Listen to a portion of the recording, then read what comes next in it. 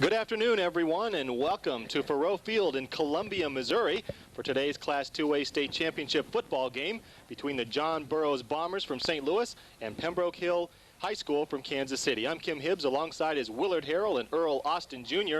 And Earl taking part in a championship football game is nothing new for John Burroughs. This is their 7th appearance in the final game. And of course, we're billing this championship weekend, and what a better way to start our coverage by having the John Burroughs Bombers. Of course, they've won 4 state championships. They won 3 outright and have shared 1 state title back about 10 years ago. And their last state title came 2 years ago when they defeated Putnam County. So Coach Jim Lemon, 22 years on the job, has his Bombers back to where they're accustomed to being, in the state finals.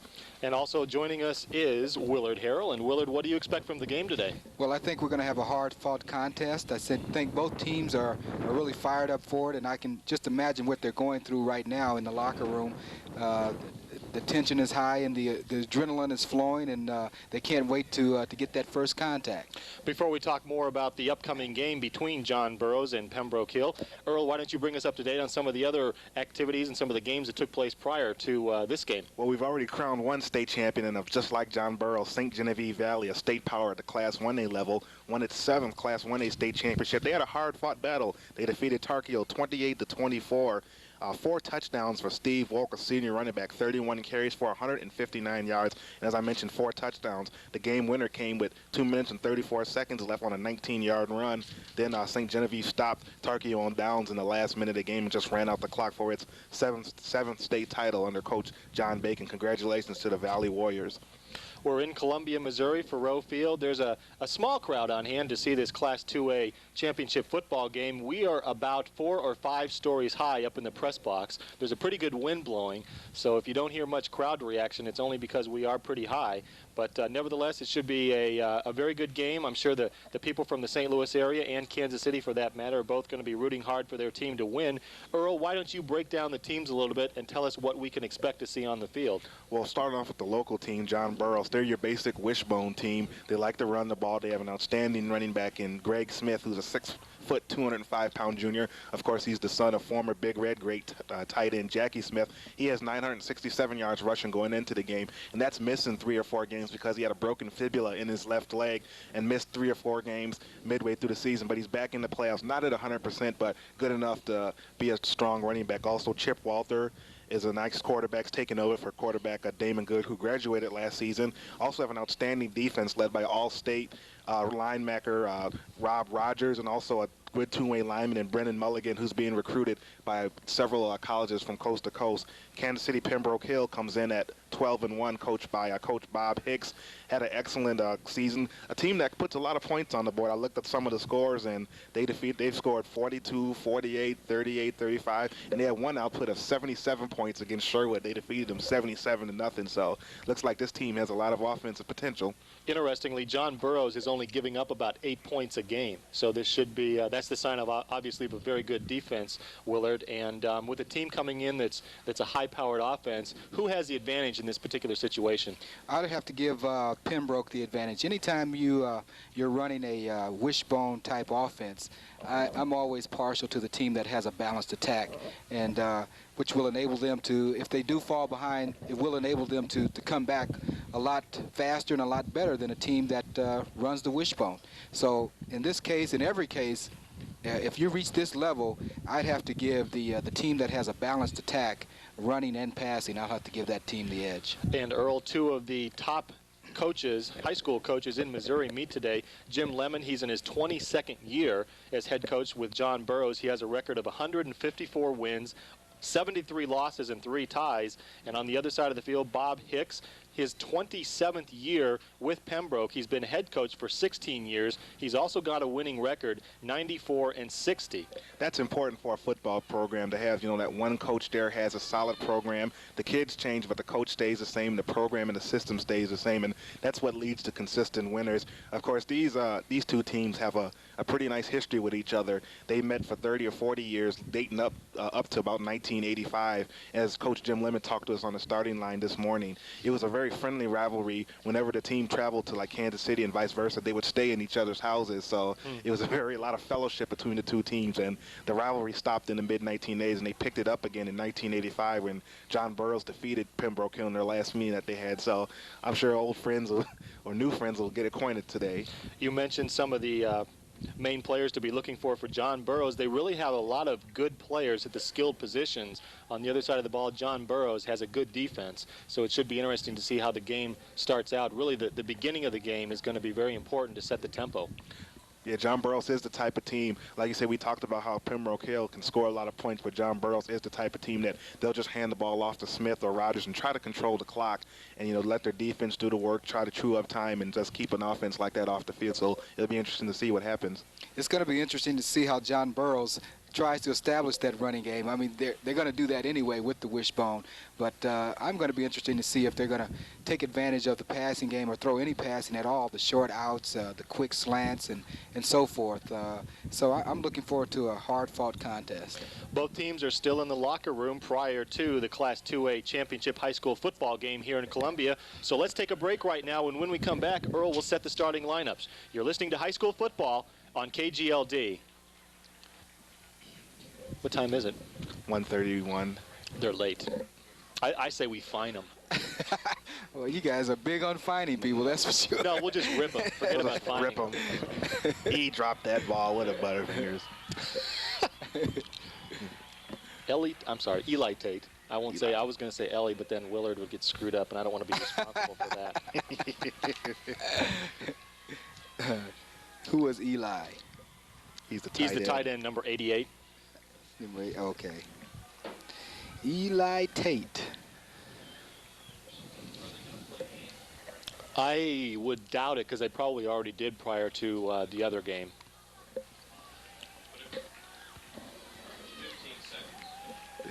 Don't fall now. 15 seconds.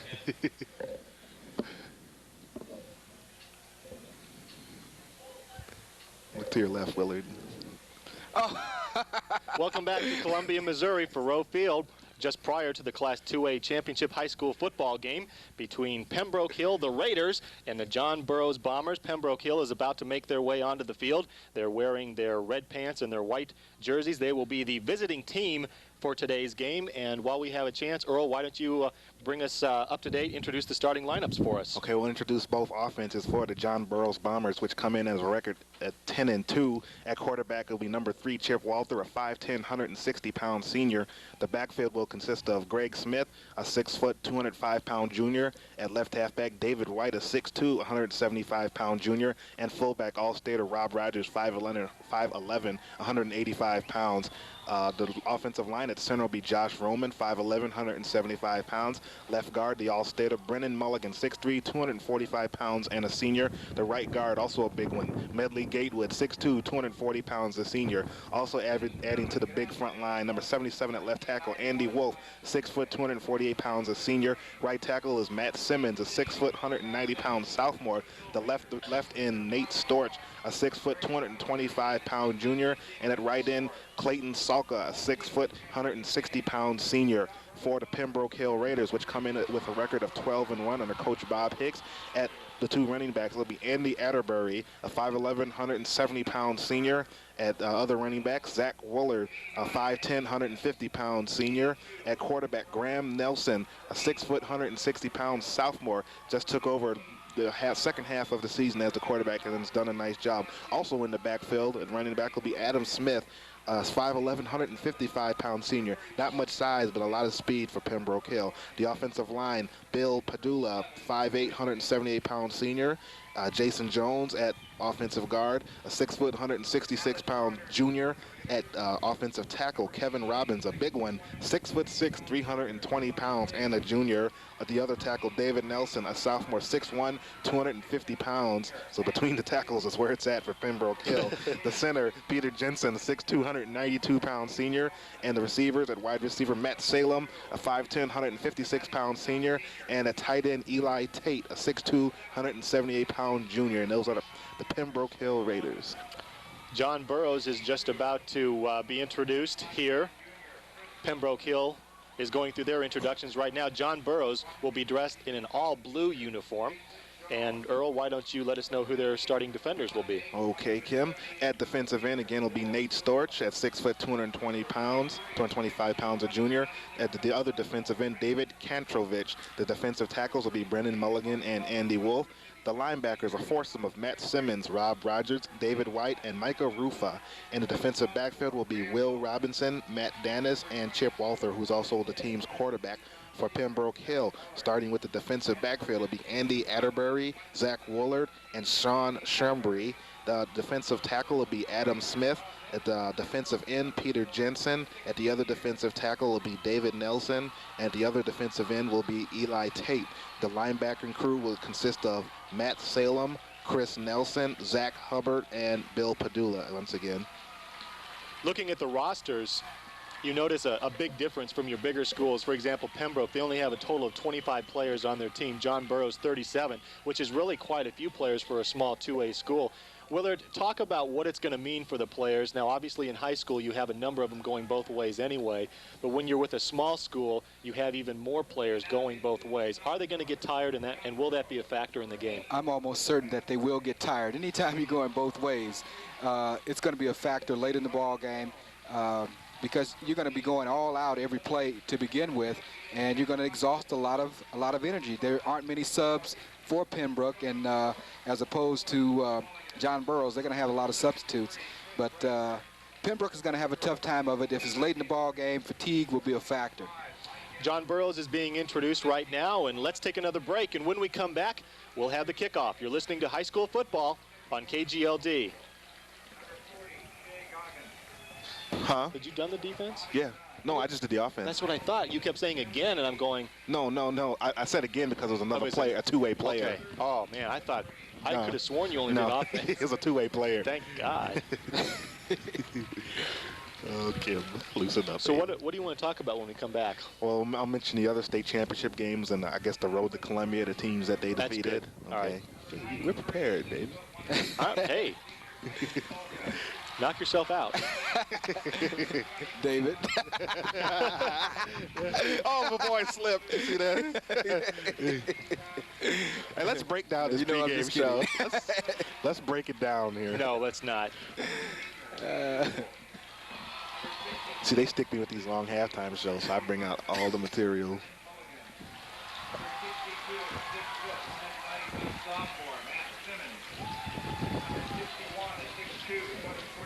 We're back at Faroe Field, Columbia, Missouri, prior to the Class 2A State Football Championship game between the John Burroughs Bombers and Pembroke Hill Raiders. And Earl, why don't you tell us how both these teams made it to Columbia? The road to Columbia for both teams. First, John Burroughs, the winners of Class 2A District number 3. In the sectionals, they defeated North Callaway 21-0. Then they traveled to Portageville down south and came away with a 30-7 victory. And they won their semifinal game last Saturday over Seneca. The score was 13-8. Pembroke Hill, on the other hand, was the winners of District number 14. They defeated Carrollton in the sectional 17-0. Another shutout in the quarterfinals over Plattsburgh 7-0, and a hard-fought 20-19 victory over Marceline in the state semifinals. So a lot of both teams had close contests to get to this championship game. So I probably expect another close one today. And of course, tomorrow on KGLD at 12 o'clock, we'll have the Class 5A high school championship game. That game will feature St. Louis University High School against Jefferson City, and that should be a really good matchup. We were talking about it driving up here today. Have these two teams met that you guys can remember? I don't recall. I'll have to check the records to be sure. They might have met in the regular season, but not in the playoffs. But I know it's a matchup that everybody will be looking for. What do you expect from that game tomorrow? Well, I expect St. Louis U High to pretty much do the same things that have gotten them to this point. That good offensive balance with the passing game with Steve Schnurr to Jason Dulick, and the good running game mixed in with Will Boland running inside and Jesse Moten outside, and a pretty good defensive effort. I think the key to that game, of course, will be shutting off the big play against Jefferson City. They have some speedy running backs in that wishbone, and if they can cut off the 60 to 70-yard run, they'll be pretty successful. And also that weather won't be much of a factor since they're going to be playing on artificial turf anyway. You don't have to worry about slipping in the mud and that sort of thing. And running on the icy ground. One thing, of course, with this turf at the University of Missouri has been much maligned because of its slipperiness. I guess I made up a new word, but that's okay. Slipperiness? But what did you say? It was slick. It really, of course, Bill McCartney made a big stink about it after that famous 5th down game. But it really hurt McClure last year in the state finals when they played Jefferson City. It took away a lot of their outside speed. They tried to make a cut on the dime, and a lot of guys slipped. So it could work to SLU's advantage because their runners are more straight ahead. I don't think it'll worry them too much. With Jeff City, of course, you're talking about experience such as St. Genevieve Valley in 1A, John Burroughs in 2A, Sumner in 4A. It's old hat getting to the state championship game. Of course, there's a number of other games going on today, championship games too. Yeah, in Class 3A, that game's going on as we speak. It's Herculaneum is playing Chillicothe, and as at Springfield, that game got underway at 12 noon. And following that will be the Class 4H state championship game. The Sumner Bulldogs will be taking on St. Joseph's Benton High School. That game is scheduled to start at 3 o'clock at Plaster Field in Springfield, Missouri. What field? It's called Plaster Field. I don't know, it's named after a painter, I guess. And also in Illinois Class 6A tomorrow, the East St. Louis Flyers under Coach Bob Shannon will be taking on Carroll Stream Glenbard North in the state championship game at Normal. That's Illinois State University. That game gets underway at 2:30 p.m. The captains are now meeting at midfield, right on the Missouri emblem, the big gold M. Representing John Burroughs is number 77, Andy Wolf. Number 66, Brennan Mulligan. Their quarterback, number 3, Chip Walther. And number 38, the fullback, Rob Rogers. And I want to remind all of our listeners that athletics are sponsored by our high schools because they teach important lessons to our young people. High school athletes, be it boys or girls, are taught to respect others, their teammates, opponents, coaches, and officials. Whether their games are being won or lost, athletes also learn self-control and to appreciate athletic values through their participation in high school sports. And these are only a few of the lifelong lessons that our young people learn through high school athletics. This message was brought to you by the Missouri State High School Athletic Association and KGLD Radio. And Willard, I want to say too that it's also brought to you by your State Farm insurance agent, because Kim, I did that. I was hoping that you'd bring that out. I had to say that all through the playoffs. Now we get to the championship game. They left that line out on me, and I knew you'd be disappointed, so I wanted to get that one in. Absolutely. These kids, I got to say that these kids also have to be excited about being able to play in a facility like this. I know that a lot of them some of them probably haven't played on the AstroTurf before, and say the least, haven't played in a stadium this size. So it could be imposing for some of these players. Where we're getting ready for the kickoff. John Burroughs is huddled on the near sideline. Again, they're in their all-blue uniforms with their gold helmets. Pembroke has white helmets, white jerseys, red pants on. Looks like John Burroughs won the toss here. They'll be sending their receiving team onto the field. Pembroke Hill looks a little bit like the University of Nebraska. They really do. And, of course, Nebraska is playing a big game right now against the Oklahoma Sooners. If Nebraska wins, they go on down to the Orange Bowl. If Oklahoma can hang on and win that game, they have an early 7-0 lead. Then it's the Colorado Buffaloes that head down to Miami to take on a very tough Hurricane team in the Orange Bowl. And I know it was bad weather up there, and they say that weather is heading down here. So tomorrow's game between Jeff City and the Junior Billikens could be a little bit of a mess if you're out on the field. Back deep to receive for the Bombers is number 7, Greg Smith, and number 38, Rob Rogers. Putting the ball on the tee for the Raiders is number 22, Zach Woolard. The kick is high and deep and into the end zone and out of the end zone. So John Burroughs will have to start first and 10, I should say, from their own 20. A good kick. And that's the most effective way to beat a good return, is to have no return. And that's what you want to see on your special teams. A good start for Pembroke to pin John Burroughs back inside the 20 or on the 20. 20-yard line is where Chip Walther will go to work. He's the quarterback. He's 5'10", 160 pounds. He's a senior. Where's number 3 in the backfield? Number 38, Rob Rogers. Number 7, Greg Smith. And number 5, David White. They're in the wishbone. Walther waiting for the snap. Has it. Hands off to Smith. Left side. Fights his way forward near the 25-yard line. A gain of 5. It'll bring up a 2nd and 5. And nothing fancy on that play, just off tackle play to the left, and Greg Smith picked up about 4 yards. Eli Tate on the stop for the Raiders. 2nd and 5 coming up for the Bombers. Same formation, Rogers, White, Smith in the backfield. Behind Wather. Hand off to the first man through, that's Rogers. Instead, Walther keeps the ball himself, going the right side, turns it up across the 30, picks up the first down before he's tackled at the 33-yard line. It looked initially like Rogers was going to get the handoff going straight up the middle, but the quarterback kept the ball himself. Yeah, that was an excellent fake by Chip Walther to hang on to the ball long enough, and right at the last minute he pulled it out and kept the ball himself and really picked up a nice run. A gain of 9 on the play. That's good enough for a first down. Ball spotted, 33-yard line. Walther, the quarterback, backs in the wishbone. Again, fake handoff to Rogers as they tried to go down the far side of the line of scrimmage. No gain on the play. My question is, who ended up carrying the ball that time? Well, Rogers ended up carrying the ball. Walther did the same type of technique he used the play prior to. He held onto it just a little too long. And Rogers, I think, sensed that he was going to be tackled and just grabbed the ball away from Walther. No gain on the play. 2nd and 10. We're just underway. First quarter. 10:32 remaining. Back to the line of scrimmage. Walther has the backs in the I formation.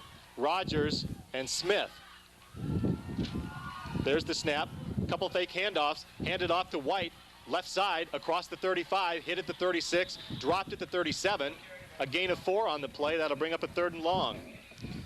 They had like a inside reverse on that time, but Pembroke Hill wasn't fooled at all by that, and they stuffed that play for a short gain. The safety, Adam Atterbury, came up to make the stop for the Raiders. They call it a gain of 3. That'll bring up a 3rd and 7. Walther has thrown 87 times so far this year. He has one back behind him, which is Smith. Drops back to throw, sets up at the 28. Attempted to throw, and the pass was incomplete. Batted up in the air, but it did fall to the turf, incomplete. Oh, they had a screen on that time, and it was developing pretty nicely, but the defender on Pembroke's team broke that play up nicely. Walther is in punt formation for John Burroughs. Back deep for the Raiders is number 33, Sean Shembry, and number 15, Andy Atterbury. Ball will be snapped from the 37-yard line. Instead, there's a delay of game will be called against John Burroughs. Looks as though they didn't have enough men on the field. They're sending number 62 in, Matt Simmons. Matt Simmons, he's coming on the field late. They only had 10 men on the field. The penalty backs them up 5 yards. So the ball will be spotted at the 32. Chip will be kicking into a pretty stiff wind here, so should they get some good field position for Pembroke Hill. The wind is blowing out of the south, and it is strong. He'll be kicking into the teeth of it. A bad snap, a lucky bounce right to Walther. The kick past the 50, bounces at the 45, inside the 40, still rolling. John Burroughs is down to cover it. They down the ball at the 33-yard line, and that's where Pembroke Hills will go to work for their first drive of the ball game. Well, the Bombers got a break on that because that was a poor kick, poor snap, poor kick, but they got a good bounce and got a good roll. So, and that will enable Pembroke to come out with some pretty good field position. We mentioned Chip Walther is a standout shortstop for Burroughs State Championship baseball team, and that work came in handy on that play because he really fielded the grounder pretty nicely. Graham Nelson goes to work for the Raiders. Behind him is Andy Atterbury and Brad Simpson, along with Zach Woolard. He has the signal from the referee. The ball has been put in play. Nelson under center. Waits for the snap. Hands off. Atterbury, straight up the middle he goes. Gains 2 before he's hit and pushed backward. 2nd and 8 coming up. Ran smack into Big Brennan Mulligan on that play. That's a Big truck you're running into in the line right there. Brennan has good size. He's 6'3", 245 pounds. He's a senior. Yeah, Coach Jim Lemon calls him the best lineman he's probably ever coached at John Burroughs. He's being recruited by several Division I schools, and being a good student, he can write his own ticket as far as college is concerned. And he came into the game with over 115 tackles and 6 sacks. So we can expect to be calling his name quite a bit as the day goes on. Back to the line of scrimmage come the Raiders. Hand off to the third man. That's Atterbury once again. Very little running room, if any. A very tough defense by John Burroughs. It's going to bring up a third down and long. You know, just looking at the size on defense, it appears that John Burroughs has the edge as far as size, and it was indicative on that play where they weren't even budged off the line of scrimmage. Clock is rolling. 8 minutes, 13 seconds remaining in the first quarter. Nelson comes to the line of scrimmage with originally 3 backs behind him. Now he sends 2 to the near side in the receiver's roll. He drops back, rolls to the near side, keeps the ball across the 35, across the 40 to the 45-yard line, finally slides down at the 47, where Chip Wather comes up to make the stop. Well, Nelson Graham did an excellent thing that time by pulling that ball down. He wasn't didn't have any receivers open, saw that he had plenty of room to pick up the first down, and did just that. I don't know if he wanted to throw that ball anyway. It looked like from the get-go that he wanted to run it. They're back to the line of scrimmage, 3 backs behind Nelson.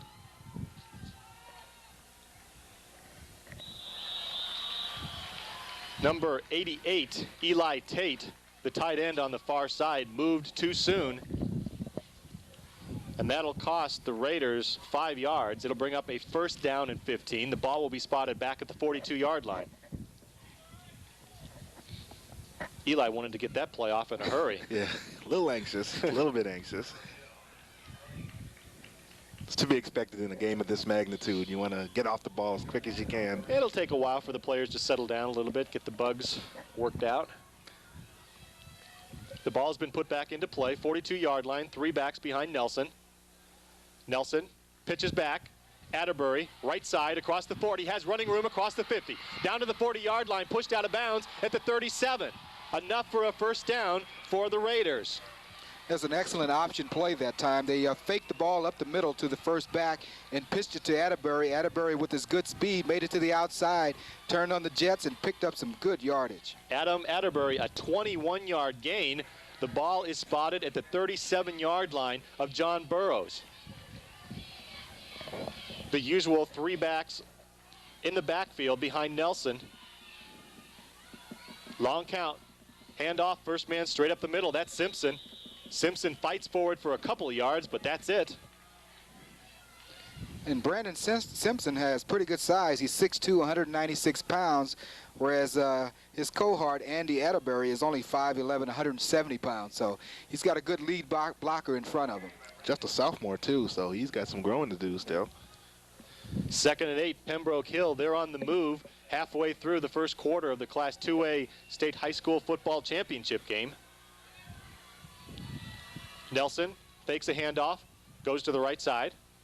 Dragged down after a 1-yard gain. Number 66, Brennan Mulligan, on the stop for the Bombers. That play was the same play that Andy Atterbury had picked up that big yardage from, but this time Graham decided to hold on to it. He saw that they were running into the closed side of the sideline there. There's not much room to maneuver. So he did a wise thing by hanging on to the football. A gain of 1, 3rd down and 6 coming up for the Raiders. Lone setback behind Nelson is Simpson. 3 receivers split to the near side. Nelson rolls to the near side, now throws across the middle, intended for Atterbury. The ball is overthrown, pass is incomplete, and that brings up a 4th down and 6. Well, he had several options that time. It almost appeared that he had his mind made up to where he was going to throw the football, because he did have some men out in the flat, but he elected to go across the field and try to pick up Atterbury. It appears that the field goal unit is on the field, and they are.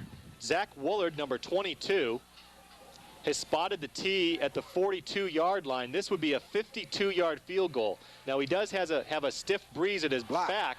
The kick is blocked straight up the middle. Looks like Wolf. I think it was 55. Or was it 55? Yes, it was 55. Okay. Kantrovitz, David Kantrovitz, the 6'1", 185-pound junior, got through in a hurry, and he blocked the kick. The ball went out of bounds at the 42-yard line of Pembroke Hill, so John Burroughs will start in excellent field position. Yeah, you're right. He came up the middle. It looked like nobody even touched him, and made an excellent block on that kick. Yeah, there were two bombers right there. Yeah, they had to work on that block in there. Chip Walther will go back to work. Excellent field position. Ball spotted 42-yard line of Pembroke Hill. Rogers and Greg Smith are in the backfield. David White is a flanker to the right side. Handoff, Smith on a little misdirection. Running room up the middle. Finally brought down close to the first down marker, all the way down to the 32-yard line. Oh, excellent running by Greg Smith. He picked his way through that hole nicely. At first, I didn't think he was going to get very much out of it, but good running. Yeah, that time he showed some good cutting ability, and he was cutting off his right leg that time. His left leg is the one that's injured, and he has a little problem cutting off that, but showed no ill effects on that run there. That was a nice one. That's right. He had a broken ankle, I broken guess. Fibula in his leg. Fibula right. Earlier this year, but he showed some good moves there, and he is the son of a former football Cardinal. Football great Cardinal, Jackie Smith. That's right. Yeah. Did you get a chance to play with Jackie? Didn't get a chance to play with him, but I've heard nothing but great things about him. And hopefully we'll have a chance to talk things over with Jackie at halftime, so you'll want to stay tuned for that. Smith picked up enough for the first down. The chains have been moved. It's 1st and 10. Ball is spotted, 32-yard line. Burroughs is on the move. Rogers and Smith in the backfield. They're in the I formation. The give is to Smith, straight up the middle, across the 30, down to the 27 he goes. And again, they are clearly establishing their running game, and they're moving the ball well on the ground.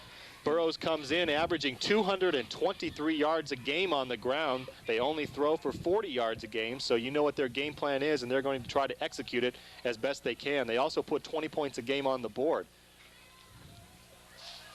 They're back to the line of scrimmage, which is the 27. 2nd and 5.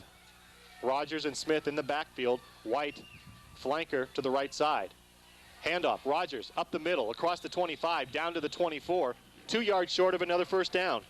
And Rogers was lucky that time to even make it to the line of scrimmage because he was hit right at the line of scrimmage, so they got a break on that play. Yeah, he was stopped cold right at the line of scrimmage. I thought he was thrown right there, but then he broke off a good second effort to get those 3 or 4 yards and makes it 3rd and short. Swope Clark comes into the ball game. He wears number 82. Clayton Salka, number 93, is out of the ball game. Burroughs back to the line of scrimmage, which is the 23. Backs are in the wishbone. Walther, the quarterback. Hard count, and one of the Raiders appeared to jump offside. Yeah, I believe that was number 43, Brandon Simpson. He's playing another one of those players that are playing both ways. I believe he's the one that jumped off sides. A good play by Chip Walther. The hard count drew one of the Raiders offside. They pick up a first down without having to run the play. The ball is spotted forward to the 18-yard line. 1st and 10 for the Bombers.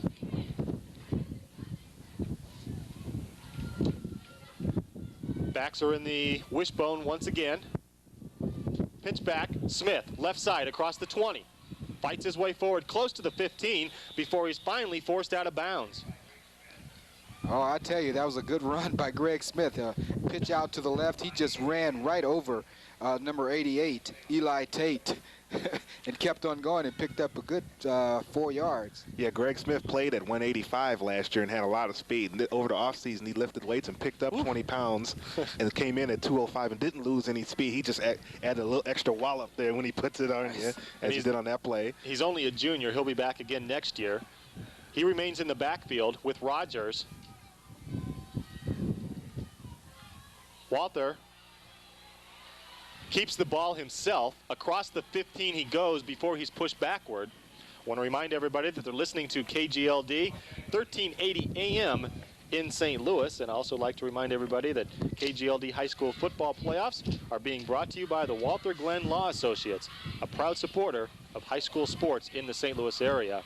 And I certainly do want to express my sincere thanks to them for sponsoring the game and making it possible for us to be in Columbia and bringing this Class 2A playoff game to you between John Burroughs and Pembroke Hill.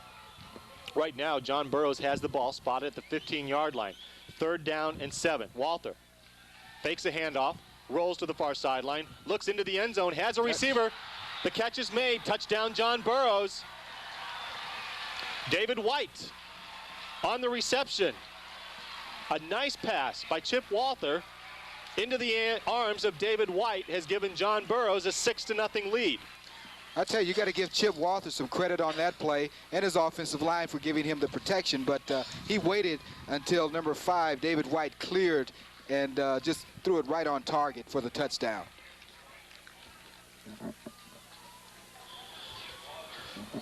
Rob Rogers is in to attempt the extra point. The man who just threw the touchdown pass, Chip Walter, will hold. The snap is back, ball is down, kick is up, kick is good. So John Burroughs has jumped out to a 7-0 lead with 3 minutes and 17 seconds remaining in the first quarter. Let's take a timeout. You're listening to High School Football on KGLD. You all right, dude? Oh, shoot. Now you got me going. Sorry. You need one of these? Yeah, let me have another one.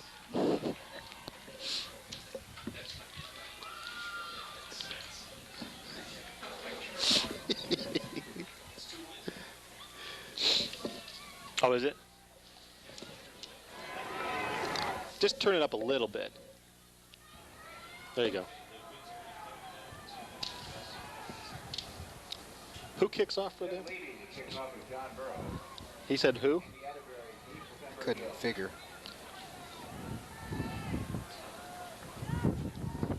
'19. Yeah, Tim Levy? Tim Tim Levy. Levy. Yeah. 5.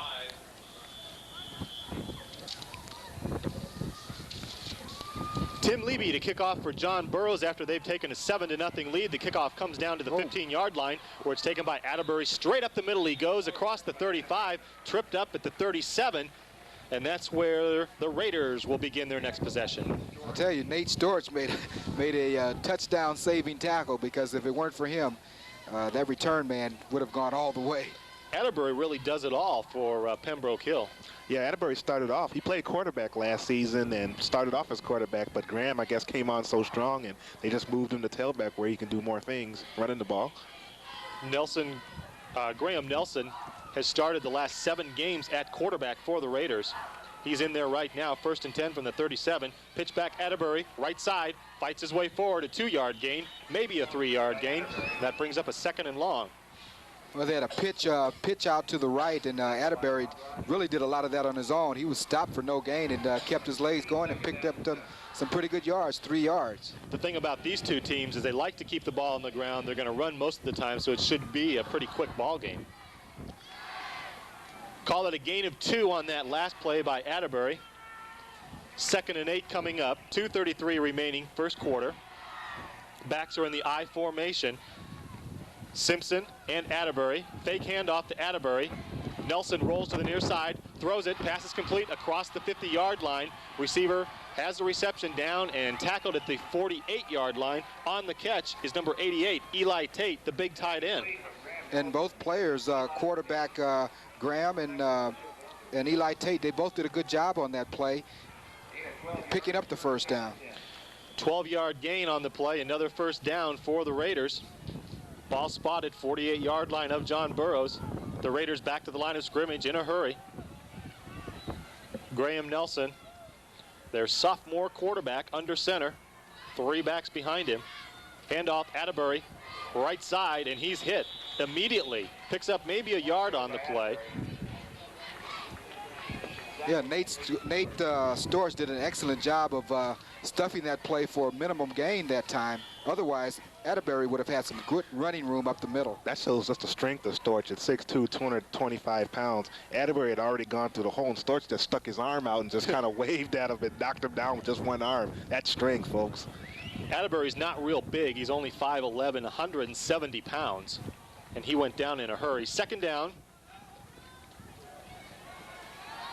Nelson keeps the ball, right side, picks up another 2 yards, brings up a 3rd and 6. That was a bit of an unusual play that time when the quarterback pitches the ball and end up being your lead blocker. that was a little out of the ordinary there.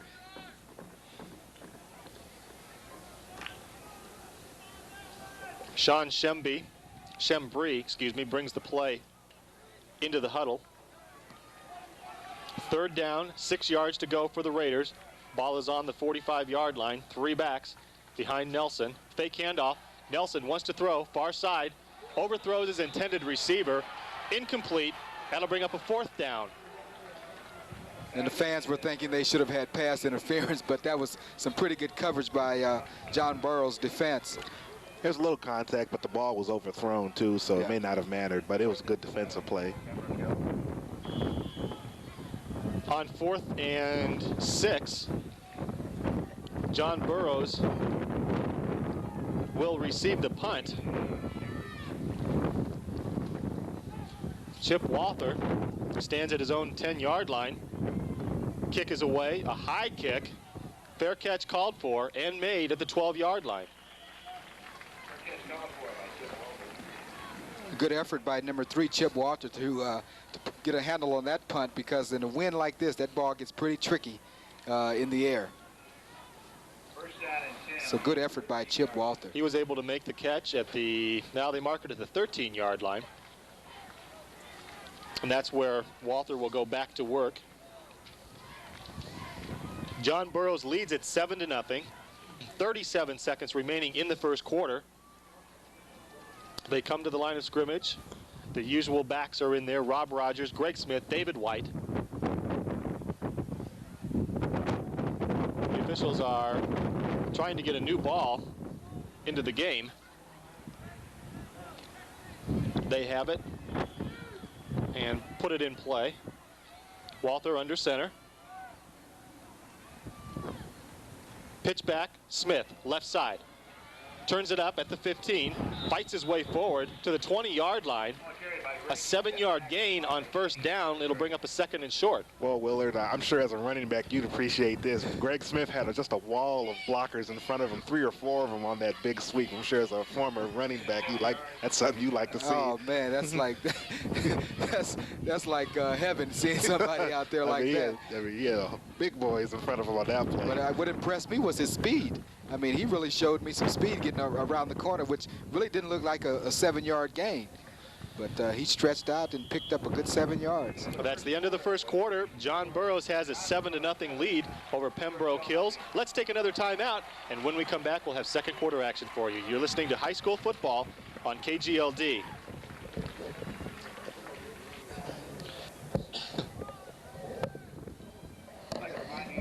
Yeah.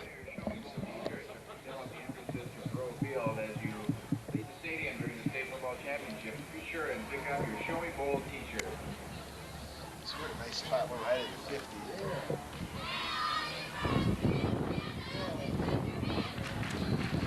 It's like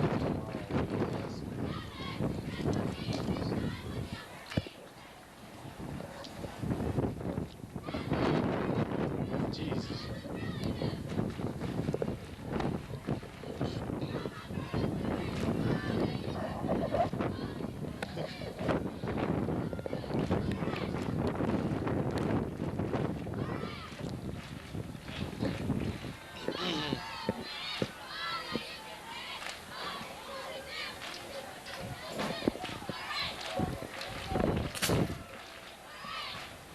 The KGLD High School Football Playoffs are brought to you by the Walter Glenn Law Associates, a proud supporter of high school sports in St. Louis.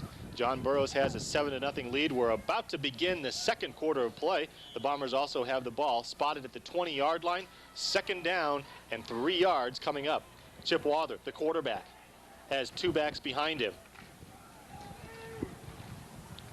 Has the snap, hands off Smith, right side. 3-yard gain, close to a 1st down. That was a good effort by David Nelson, Pembroke Hill, defensive, I think it's a defensive end, defensive tackle. But excellent play to bring down Greg Smith one man bring him down. That doesn't happen very often. The ball is spotted just short of the first down marker. It'll bring up a 3rd down and about a foot. The backs line up in the I formation, Rogers and Smith. They're behind Walther. Handoff straight up the middle goes Smith, across the 25-yard line, enough for the first down. He showed some power there. Yeah, and he hits the ball with he hits the hole with authority. Yes, he did. He doesn't wait for anybody. As soon as that contact is there, he's there, which enables him to pick up some good yardage. The chains have been moved. They're now spotted at the 25-yard line. Burroughs has another first down. 11 minutes, 6 seconds remaining in the second quarter. You see everything now. Guys walking by with all sorts of cables on. Hope he doesn't fall. White is in motion to the near side. Pitch back Smith. He's going to try the left side. Up near the 30-yard line. Keeps his feet churning and finally falls forward at the 34-yard line. So he was initially stopped at the 30 and was brought down at the 34, picked up an extra 4 yards because of his second effort. That's what you call determination and effort. And he's determined to have a good day, and he's having one so far. It kind of looked like the Pembroke Hill defenders that had a hold of him were anticipating the whistle, and Smith just kept his legs moving and got the 4 or 5 extra yards. He's now close to 1,000 yards rushing for the season, came in with 967. He remains in the game, in the wishbone, has the ball again, straight up the middle he goes, fighting his way forward near the 40-yard line. And he's really carrying the brunt of the load so far for the Bombers. And I tell you, that offensive line, they're opening up some holes, which is enabling him to make this good yardage. 9 carries for 47 yards already for Greg Smith, junior running back. So he is now over the 1,000-yard mark for the season. That last carry gave the Bombers another first down. The ball is on the 40-yard line. We've got 9 minutes, 53 seconds remaining until halftime. Rogers, Smith, and White in the backfield. Wishbone. Walther. Hands off the first man through. That's Rogers this time. Couple yards on the play. 2nd and 8 coming up. Well, it appears that John Burroughs, they're doing what they want to do. They haven't been put in a situation where Pembroke is dictating what goes on. So far, John Burroughs is doing everything they want to do. Well, I mentioned before that Walther has only thrown 87 times coming into the game, so they like to keep it on the ground. That's what they've done so far in this first half, and it's been very effective. They now have a 2nd and 8. Ball is spotted at the 42-yard line. Smith has it again near midfield, dragged down just shy of midfield. Matt Salem, the linebacker, made the stop for the Raiders. And you can tell Greg Smith's confidence is just building and building, because that time he didn't even respect the defenders, didn't even lower his shoulder. He's going to run right through everybody. Earlier in the game, we also mentioned that the Raiders have scored a lot of points, but the best way to keep them from scoring points is to keep their defense on the field. And that's exactly what the Bombers have done. They're controlling this game so far. Pitch back, Smith. This time he wants to go left. Lowers his head, bangs his way down into Raider territory. The ball will be spotted at the 49-yard line. Should be enough for the first down. All he needed was Yes. less than a yard. It is. Another first down. They're moving the chains. And John Burroughs, they'll keep the drive going. Now that's a sign of a good experienced running back, when he knows when to put that shoulder down.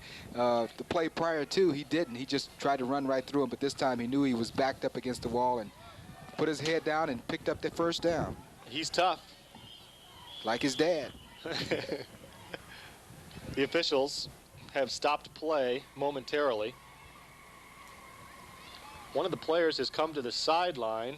It's number 82, Clark. Looked like he had a little bit of equipment problem. He's back onto the field. The ball has been put back in play. Again, Burroughs in the wishbone formation. Handoff. Walther instead keeps it. He is doing an excellent job handing the ball or faking the handoff to Rogers up the middle. Then he pulls it back out and keeps it and tries to run up the line. He picked up a yard on that play. 2nd and 9 coming up. I tell you, when you're a quarterback in a wishbone type offense, you have to be one of the better athletes on the field, because not only do you have to run, you got to throw, you got to be tough to take hits, because you're going to get hit even after the fake. So you got to be an all-around guy, a quarterback in a wishbone offense. 7 minutes, 23 seconds remaining in the second quarter. John Burroughs has a 7-0 lead over Pembroke Hill. Backs are in the I formation this time. Walther hands off, a little bit of a delay to Smith. Smith spins his way down to the 46-yard line, a gain of 3. 3rd down and 7 coming up. Well, he escaped some pressure in the backfield, but it looks like he's a little gingerly on that left leg. He wanted to make a cut that he really wasn't sure about, but he still picked up some nice yardage. This is the 10th play of the current drive for John Burroughs. They are really controlling the game, controlling it well. They keep the clock moving. It's now down to 6 minutes, 38 seconds remaining. The Bombers already have a 7-0 lead. Backs are in the I formation on the 3rd down and long. Walther fakes the handoff, throws the ball, has a receiver open at the 25-yard line. He led his receiver a little bit too much. The receiver had initially stopped. Lawrence Park was the intended receiver, number 8. He wasn't able to come down with it, and that puts Burroughs in a punting situation. Well, he had his man open. I think Park slipped, and yes, he did. He did slip. Otherwise, he would have caught that ball. Walther is in punt formation. Atterbury and Shembry back deep to receive for the Raiders. Kick is away. Fielded at the 14-yard line by Atterbury. Goes to the far sideline. Brought down at the 15-yard line. Good coverage by the Bombers. Well, I tell you, as a coach, you hate to see a player run east and west. You can't make any yardage going east and west. He ran about 25 yards to the east. That's right. And he picked up a yard forward, so if he had brought it up the field, he would have picked up more. 25-yard punt. Gives the Raiders a 1st down at the 15-yard line. 6 minutes, 13 seconds remaining in the second quarter. Nelson, pitch back. Running back, crosses the 20, up to the 25-yard line. That's number 33, Sean Shembry, on the carry for the Raiders. Shembry shows some nice moves and a good cut, but cutting back and making up some good positive yardage up the middle. Shembry was not in the backfield earlier, so apparently Coach Bob Hicks has seen something that he really didn't like with some of his other running backs. Shembry is close to another 1st down. Yeah, 5 different Pembroke Hill players have carried the ball so far in the game, and Shembry made the 5th. And their backs are getting smaller and smaller. He's 5'11", 150 pounds. Right. So. He'll probably get blown over by the wind. What are they going to put in next? He's in trouble with this wind, yeah. Shembry picks up about 9.5 yards on that last carry, just shy of the 1st down. It's 2nd down and about a foot.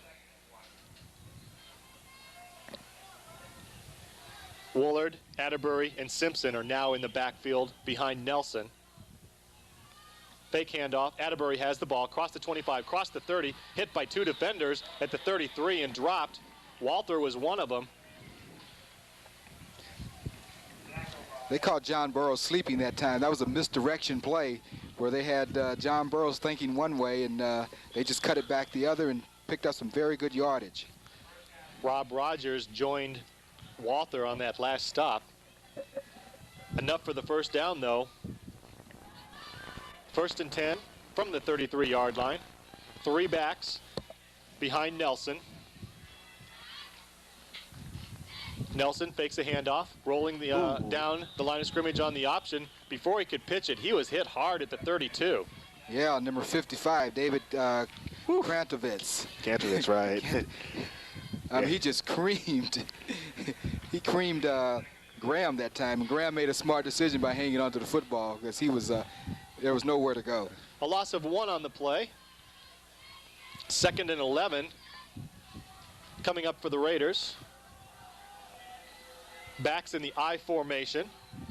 Simpson, the fullback. Atterbury, the tailback. Fake handoff to Atterbury. Nelson rolling near side. Fakes the throw, keeps the ball across the 35, and slides out of bounds at the 39-yard line. Well, that was a rollout, design rollout to his right, but the receivers were covered downfield by the defensive backs, and there was nothing he could do but do what he did, which was bring the ball down and try to pick up a first down. Picked up 7, I call it 6 on that last play. 3rd and 4 is what the Raiders now face. 4:38, clock is stopped. That's what's remaining before halftime. Nelson, the quarterback, with 3 backs behind him. One of the backs in motion, pitch back, Atterbury, left side, tries to turn it up, now does, and steps out of bounds just on the other side of the first down marker. So the chains will move, and the drive will continue for the Raiders.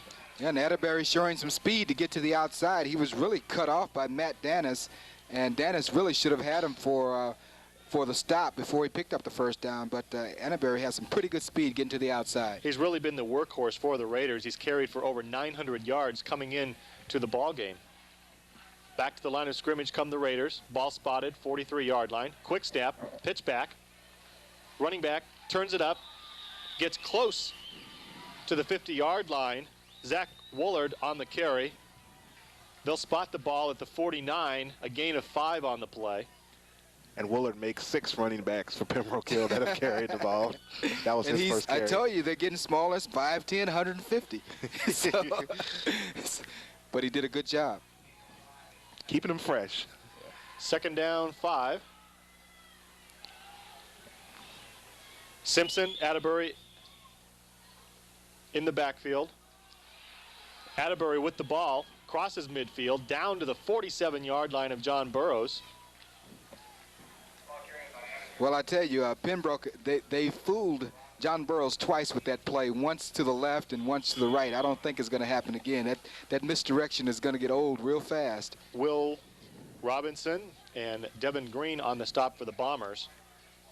Clock is rolling, 3:29 until halftime. John Burroughs has a 7-0 lead.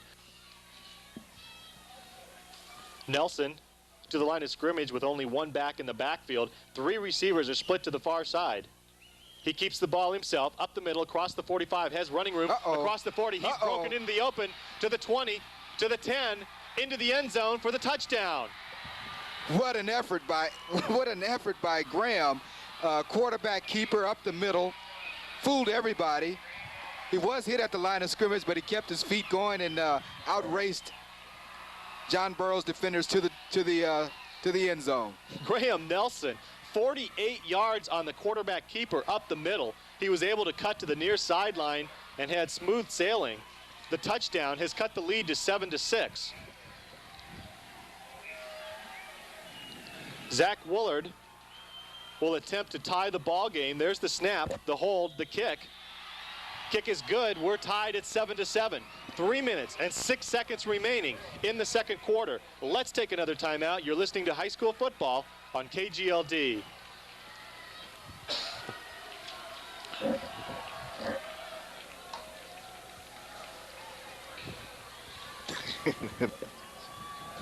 There they go again.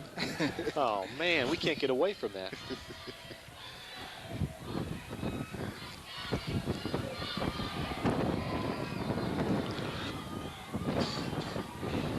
What happened? Whoa.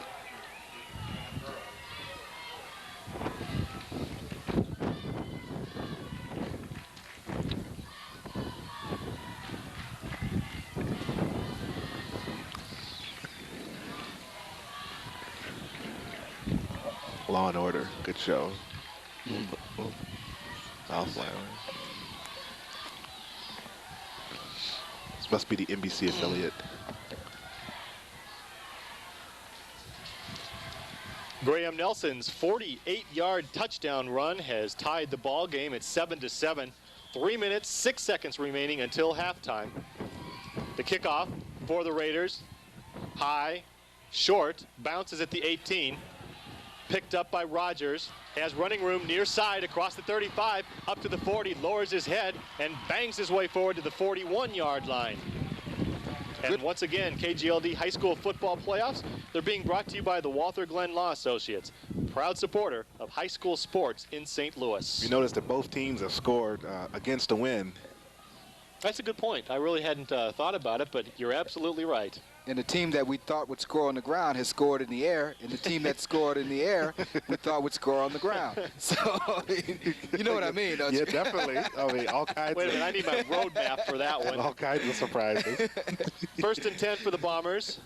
Ball is spotted just outside the 40-yard line. A couple of fake handoffs. Another fake handoff. Walther wants to throw. Throws it deep, and it's almost intercepted at the 18-yard line. The pass was intended for Salka, Clayton Salka, number 93, but it was overthrown and almost picked off by Sean Shembry. Well, he had another guy wide open that Is that what you thought? that's a case in point where you have your mind made up where you're going. Right. But he certainly had his number 82. Is that Clark Swope or Swoop? How do you pronounce his last name? Swope Clark. Swope Clark. the other way Anyway, around. he was wide open. And Getting tricky on us here, Coach Lemon. Really? We weren't used to that. That incompletion. It's now 2nd and 10. Pitch back to Smith. He hands off to White on the reverse. Running room, near side, across the 50. Tripped up, keeps his balance, dives forward to the 47-yard line. A 13-yard gain and a 1st down for the Bombers. Speaking of quarterbacks throwing blocks there, that time Chip Walter threw a key block. So both quarterbacks, Graham Nelson and Chip Walter, are very good blockers too, as well as runners. The Bombers back to the line of scrimmage in a hurry. Clock is rolling, 2:25 and counting. Walther drops back 7 yards, looks to throw, far sideline. Has his receiver, that's Rogers with the catch. Picks up a couple, and that's it. oh, and he was hit by number 15, Andy Atterbury. He's playing on both sides of the ball and doing an excellent job. Burroughs back to the line of scrimmage once again for a 2nd and 8 play. Walther has one wide receiver split to the left side, backs in the I formation. Handoff, Smith up the middle, across the 40, running room across the 35, tripped up, falls down at the 30. Good acceleration by Greg Smith. 15 yards on that play, another 1st down for John Burroughs. Still in the no-huddle offense. Hey, if it's working, keep it going. Smith, the lone setback behind Walther. Rogers in the slot to the left. White split to the left. Walther rolls to the left, now throws. Pass is intended for Greg Smith. He made a diving catch at the 29-yard line. A gain of 1 on the play. He must have inherited those hands from his dad, because that was a great effort and a great catch by Greg Smith. 1:25, clock is moving. That's what's left until halftime. Walther with the snap, running the option, keeps it, turns it up at the 25, tries to fight his way forward, finally is brought down just inside the 25-yard line. It appears that John Burroughs may be a little fatigued here with that no-huddle offense. They don't appear like they're in sync. 3rd and 4, they're back to the line of scrimmage already. Rogers and Smith in the backfield. The snap, pitch back, Smith near side, across the 25, forced out of bounds at the 23-yard line, short of the 1st down. Number 22, Zach Willard, did a good job of fighting off the block and forcing Smith to the outside, because it looked like he had the block set up for him to take it down the sidelines, but Willard fought off the block and forced him out of bounds for a very short gain. Rob Rogers is the kicker. It'll be interesting to see. The ball is spotted at the 23. He's got the wind behind him. Will they kick or will they go for it on 4th and 3? And they're going for it. Rogers is in the game as the fullback. Smith is the tailback. They're in the I formation behind Walther. There's the snap. Fake handoff. Pitch back. Fumble. Intended for Smith on the pitch. The ball is free at the 28-yard line. Walther had originally tried to keep the ball, come down the line of scrimmage along the near side, and then pitch the ball to Smith. But he was hit when he tried to pitch the ball. It popped free. And it doesn't really matter, even if the Raiders did recover. They were going to take over on downs. The ball is spotted at the 28-yard line. 41 seconds remaining until halftime. That was an important stand for Pembroke to come up with that turnover there, because John Burroughs they were gaining momentum, and if they would have scored, who knows? Graham Nelson sends 3 receivers to the far side. He's rolling to the far side. Tucks the ball away. Across the 30 he's running, across the 35, across the 40, and runs out of bounds at the 41-yard line. Clock is stopped with 27 seconds remaining in the second quarter. And Matt Salem made a great downfield block to enable Graham to pick up that additional yardage. 12-yard gain, first down for the Raiders. They've got their work cut out for them. Only 27 seconds showing on the clock, and they still have 59 yards to go to get it in the end zone. Nelson under center, backs in the I formation.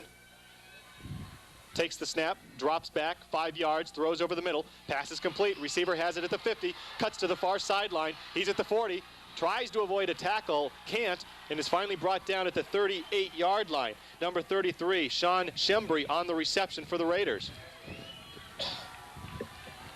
21 yards on that play, another first down. The official stops the clock. That was a pretty good throw by Nelson Graham to hit Shembry on that quick slant, and Shembry did a lot of it on his own by picking up some good yardage and making some good cuts. The Raiders have called a timeout with 17 seconds remaining in the second quarter. That'll give us a chance to talk about tomorrow's Class 5A championship game that'll be played right here for Rowe Field in Columbia. We'll all be back here at 12 o'clock for the game between the Junior Billikens of St. Louis University High School and Jefferson City. Another one of your favorite wishbone teams, Willard. No.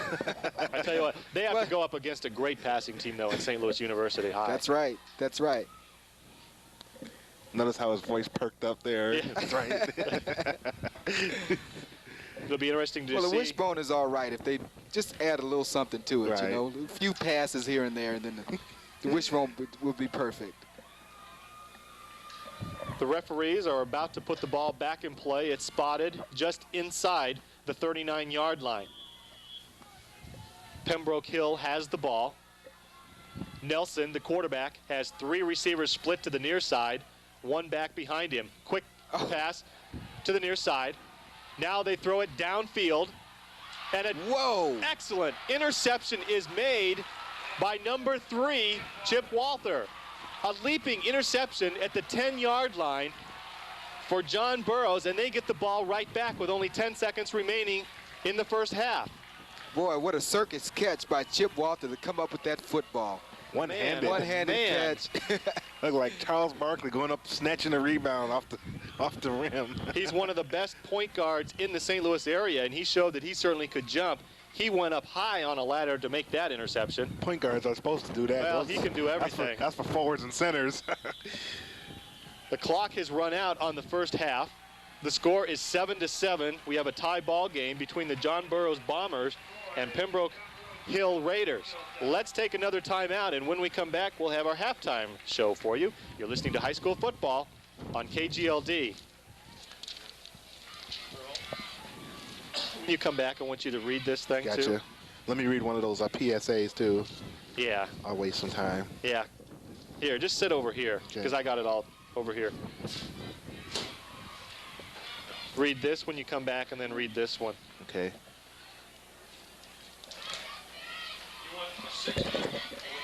No, go 2 minutes. That was a quick first half. Yes.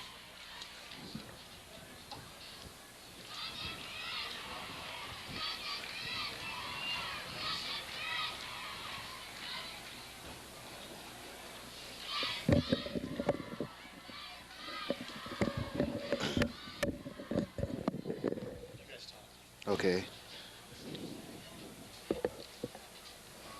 Ladies and gentlemen, Thursday Night Football Activity Association. Do-do-do-do. That's where I'll have Willard sing for us. The shadow of your smile.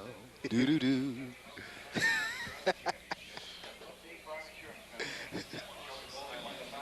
Oh, which one? Oh, yeah. That was great. Let me have my stat sheet there.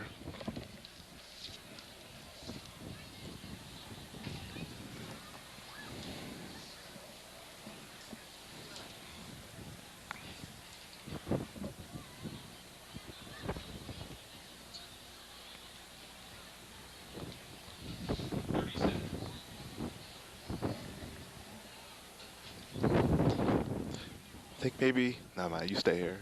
I was wondering maybe you can check down and see if they had a score from the Herculaneum Chillicothe game.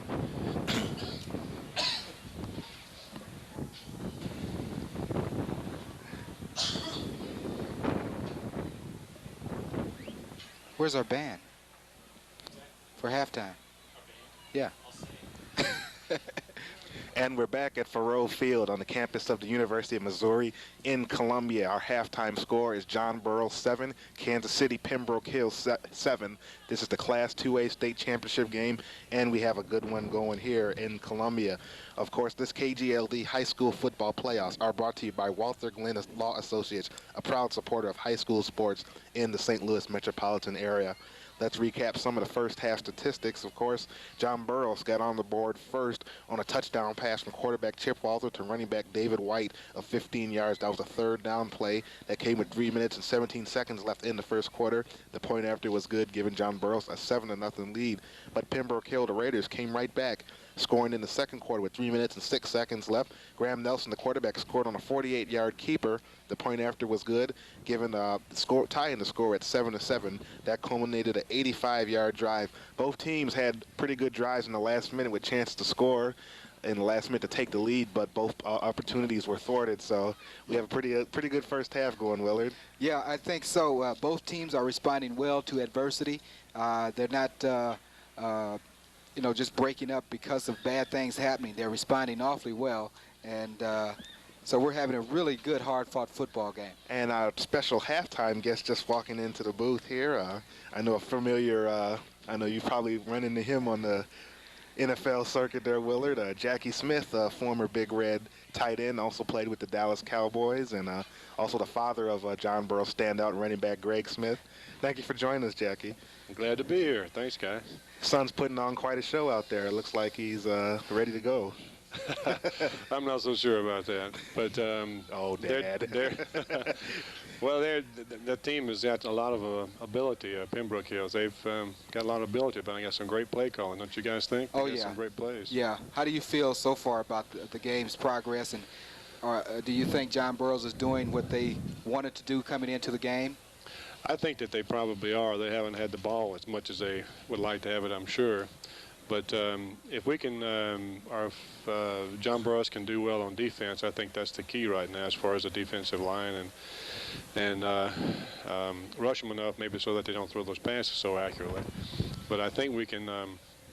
I think we can do okay, but we just got to get our defense going and be able to stay in the ball game a little while. We haven't been in there much. Yeah, and I've seen Greg. I've seen him. This is the first time I've really seen him in action. He has great acceleration off the line of scrimmage, and he times it right as far as when he's going to make contact. He knows when to lower the shoulder and when to. There was one occasion where he was running with the football, but he didn't get down. It was like he was going to run right through these guys, and the pass that he caught.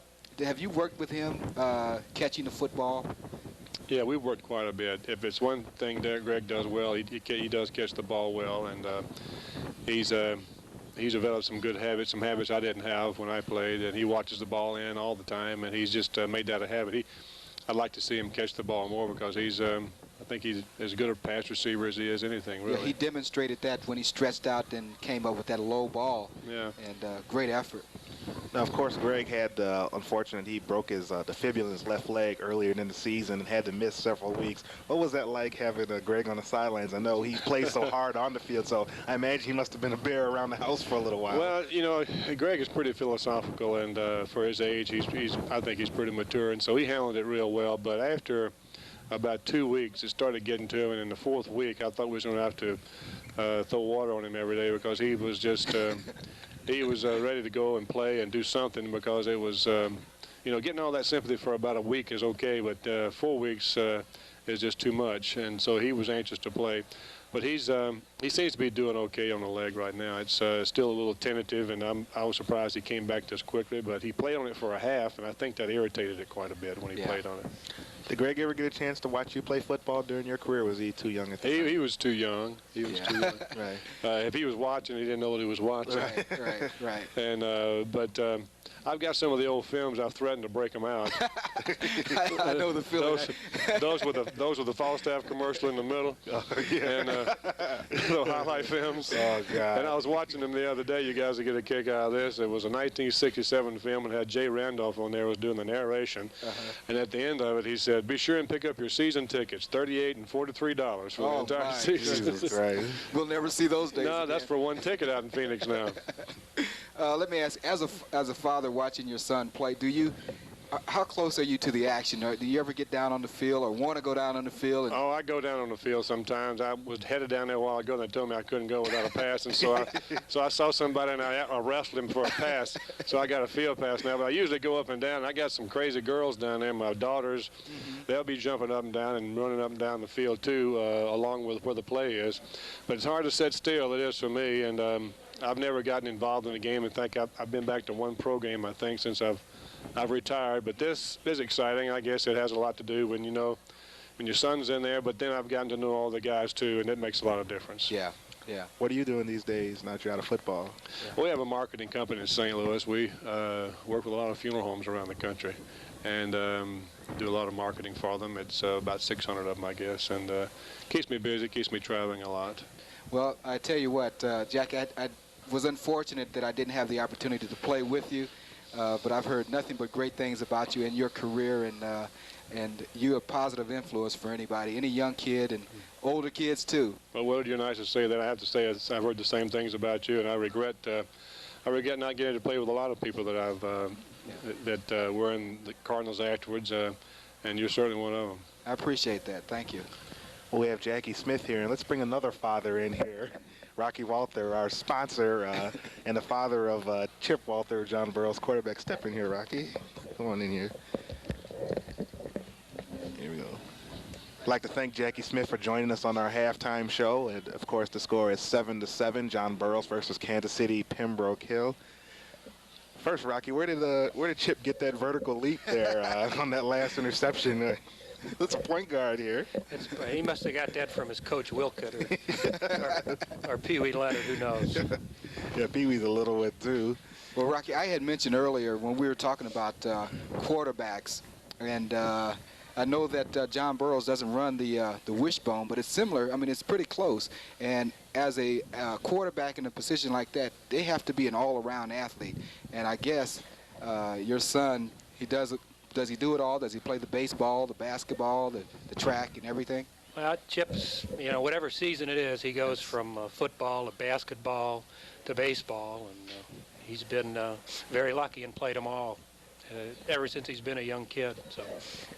And that also gives him, as far as the stock going up and these scouts coming around to visit, because that's what they look for. They look for an athlete that can do more than one thing. Well, he does a good job with it. It's hard to say what the scouts want, but he's looking forward to trying to play something at the next level up. What it'll be, I don't know, if anything. And of course, Rocky Walther's law firm, Walther Glenn Associates, is the sponsor of this game. And I know, Rocky, you're a fan of high school sports for a long time. Not only with your son playing, even before your son got into high school, you were been a supporter of high school sports. How long really got you interested in the sports? Were you a former athlete yourself? Or? Well, I played a little in high school, and but my father was a big sports fan, and was a doctor, and was on the sidelines for Rittner and Ladue, and I think I always remember going with my brother and being on the sidelines at Rittner High School and playing football and watching the basketball games. And ever since I've been growing up, I've been watching high school sports and enjoying it all. I know you've been pretty active with AAU basketball, too, along with Chip. That must keep you busy, especially with your practice and then keeping up with the AAU teams traveling all over the country. That's a busy summer for you. Well, it's a busy summer, but as you know, Earl, I love basketball, and all those kids we had play for us for all the years were a great bunch of kids, and it's enjoyable being around them and trying to help them a little bit understand that the sports can benefit them in life, and to take advantage of sports and apply it to their growing up. I know one of the players who's been involved with you for several years, of course, we saw a couple of weeks ago, was Ed Morrow, the outstanding linebacker out of McClure High School, and looks like he has an impressive list of colleges down to for his football recruiting. Yes, I've had Ed playing AAU basketball with Pee Wee and myself since he's about 13 years old, and talked to Ed the other night, and he indicated that he was going to visit Colorado and Tennessee and Florida State, Arizona State, and was going to come up and visit Mizzou. And he's looking forward to playing football. He's a wonderful young man. What do you look for in the second half? This is a pretty tight football game. Both teams have had a couple of big plays for touchdowns and have the opportunities. Well, I assume that Burroughs is going to do what we've done all year, and that's try to run the football and keep it on the ground and keep it out of their hands, and I hope that we prevail. I about fell over when I saw you try to, I guess, a little end around, then a pass, and then you did the end around. Is that something new? Have you seen this before? I haven't seen it. Jim holding out on us all year? No, I don't think so. I think he's practiced it a lot. Right. But, when you can run behind the line that we have, why try anything fancy? I mean, the offensive line of Mulligan and Gatewood and Roman and Nate Starch, Andy Wolf, do a wonderful job. Is there any difference in the excitement? I know last year you were up here for the state baseball tournament and you won. John Burroughs won. And here you are back in the football playoffs. Then you went to the sectionals in basketball. Is there any one event that's more exciting than the other? Or is it pretty much all the same? Well, it's exciting, period. I mean, it's so much fun to watch the kids. They enjoy it. It's they're having a wonderful time doing it, and they get a big thrill out of it. And after the game's over, win or lose, they go back to school and prepare for the studies and going on to college. Rocky, has Chip had any recruiters knocking at the door, and if so, how much are you involved in his decision-making process, or how do you go about eliminating colleges that you'd rather not go to? Well, he's had some people interested in him in basketball, and he's got some letters for football, but as I've told him, and the advice that we've given him is strictly, see what's available, pick the college you'd like to go to, and then if somebody wants you to play a sport, make that decision when it gets right down to it. Yeah, because what I've heard in the past is you never know what could turn a kid on or could turn a kid off from going to a certain place. It could be the ride into the the cab ride over to the stadium, or whoever your host is that night taking you out to dinner or what have you. Anything could be a turn on or a turn off for a kid. Well, that's right. I mean, everybody wants to go to a big Division I school and play, but as I've told Chip and as I tell most all the kids, that guys, make sure you get an education first. Go to the school where you can get that education, and if you're good enough and you think you can play someplace above college and play in the pros, it doesn't matter where you go, they'll find you. That's right. That's right. right. And the education's the most important thing, because most likely you're going to have to work the rest of your life. That's right. Well, Rocky, I really appreciate you coming up here and joining us on the halftime show, and more importantly, we'd like to thank you for your sponsorship of today's football game. I know how much, like we talked about, how much you love high school sports, and we're really happy to bring it to you, and without your support, I know it wouldn't be possible, so I'd like to thank you personally for that. Well, thanks, Earl. I appreciate you guys coming up and doing it. Okay, and that is Rocky Walter, one of our sole sponsor on tonight's high school football championship game. And I'd also like to thank Jackie Smith, former Big Red Great, for joining us on the halftime show. Before we go to our timeout, I'd like to tell you the teaching of good sportsmanship is also a teaching of poise, self-control, and respect for others. Good sportsmanship isn't something that just happens. It's taught, and in Missouri, it has become a tradition with our high school coaches and athletes. These coaches and athletes should be commended for their displays of good sportsmanship, as should the fans. Good sportsmanship also is a tradition with the followers of the high school athletics. Showing good sportsmanship is a Missouri tradition practiced in both the small towns and the big cities. Let's keep it that way. The preceding message has been brought to you by the Missouri State High School Activities Association and KGLD Radio. Now our halftime score is John Burroughs 7, Kansas City Pembroke Hill 7. Let's take a timeout, and we'll come back with Kim Hibbs and Willard Harrell and their thoughts on the second half, which is upcoming. This is state championship football on KGLD.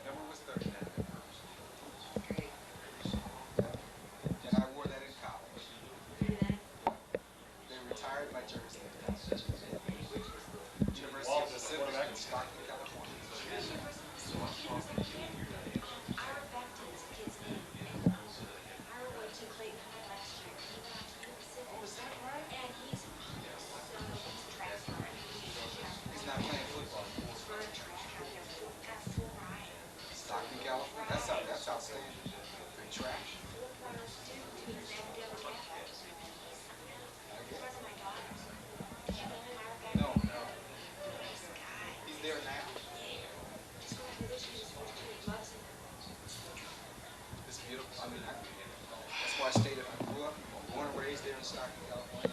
I was a mama's boy. I didn't want to leave home.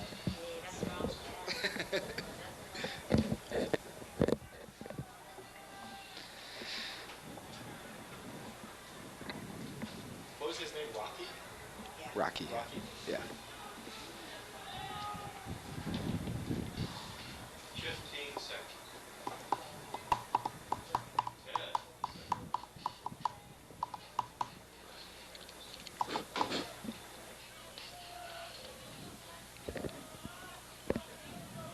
Welcome back to Columbia, Missouri, where again the halftime score is John Burroughs 7, Pembroke Hill 7. We're just about to begin the second half of play, and I'd also like to thank Rocky Walther for joining us at halftime, and Jackie Smith as well.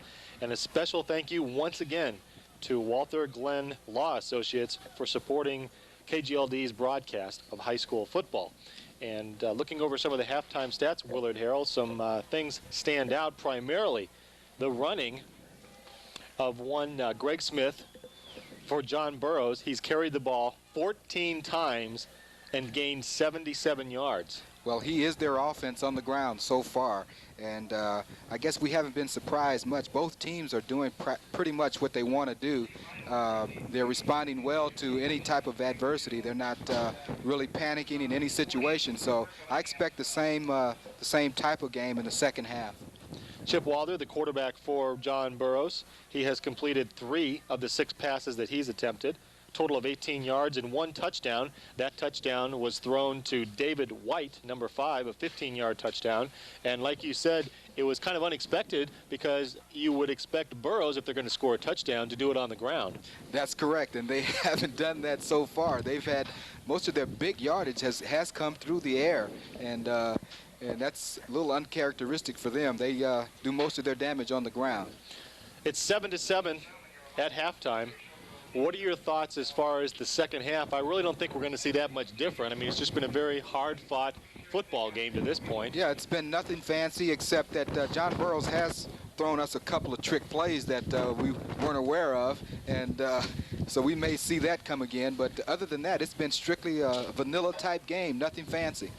We have a final from Springfield in the Class 3A state championship game. It was Chillicothe 40, Herculaneum 12. So one area team goes down to defeat, and Chillicothe comes away with the Class 3A state championship. Herculaneum ends its season at 11-3. And I'll give you one final reminder of the Men of Unity will present its scholarship benefit dance. That'll be tomorrow night at the Hazelwood Civic Center at 315 Howder Shell.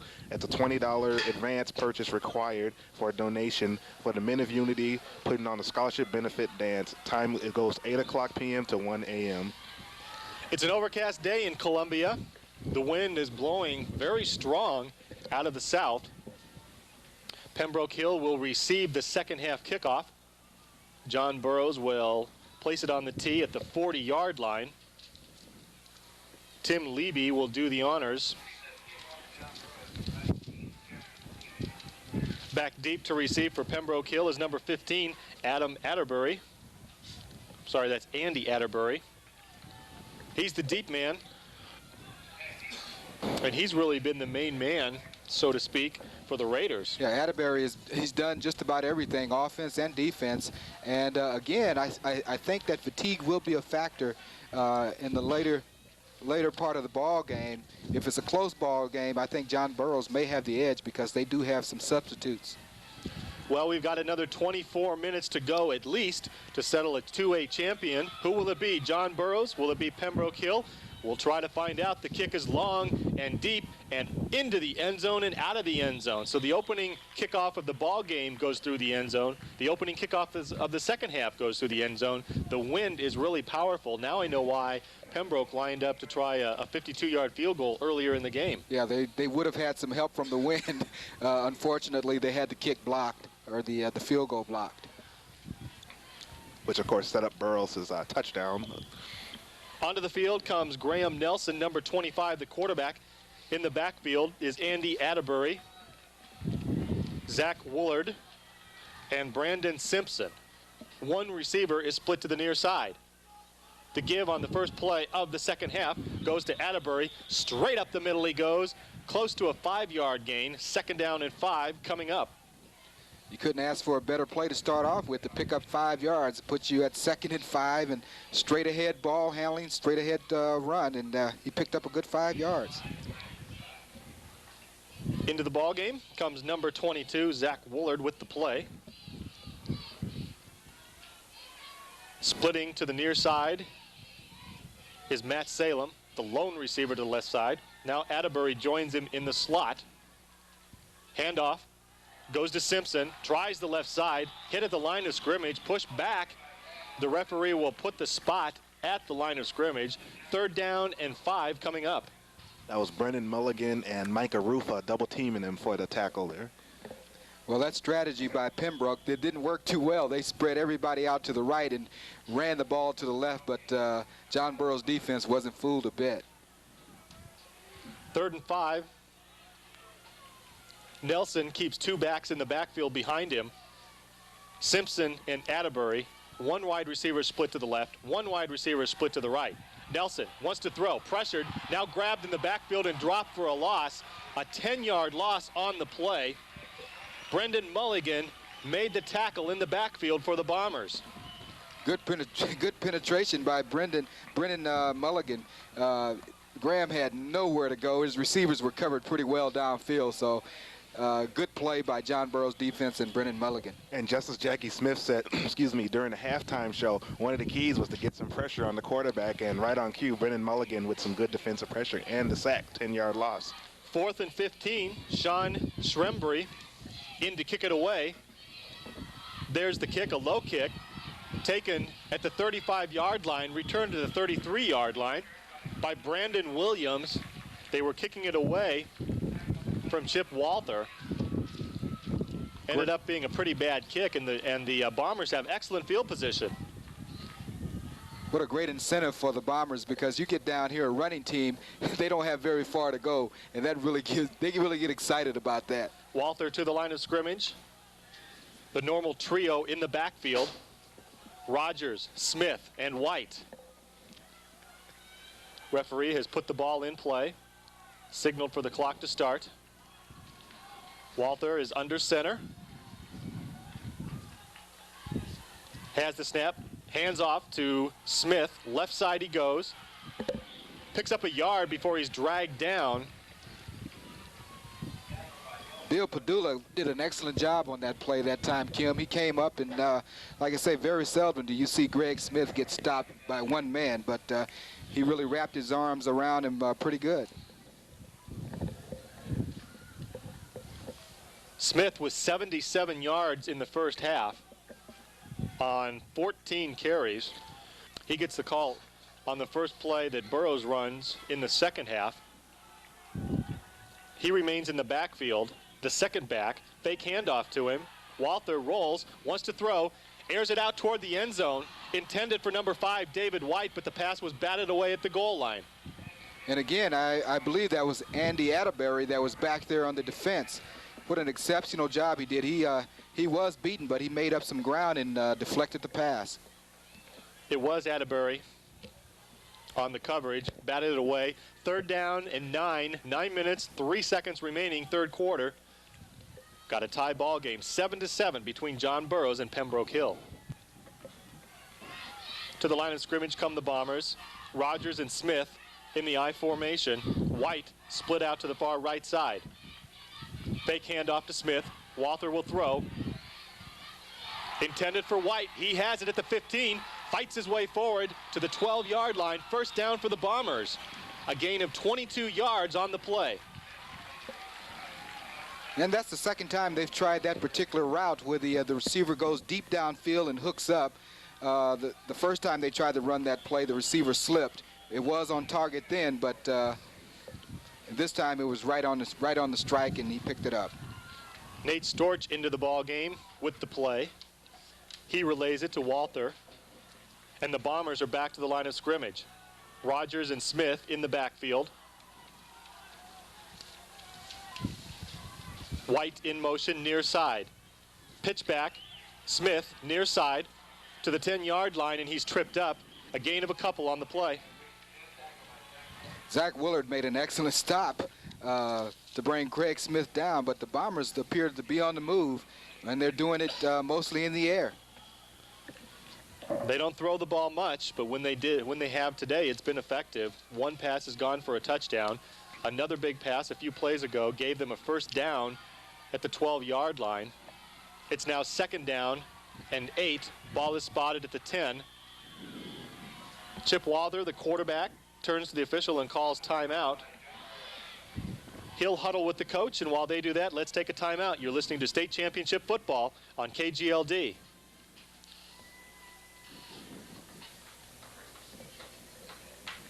Do you have something you want to say?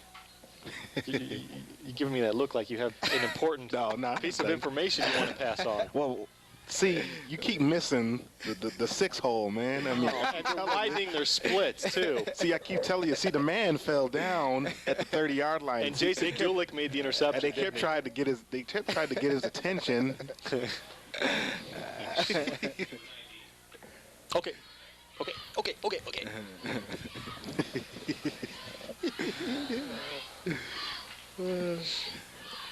Before we go back to state championship football, it's Oklahoma 21, Nebraska 7. Is that what it is? No, I have no idea. I have no idea what the score is. Oh. Please don't score.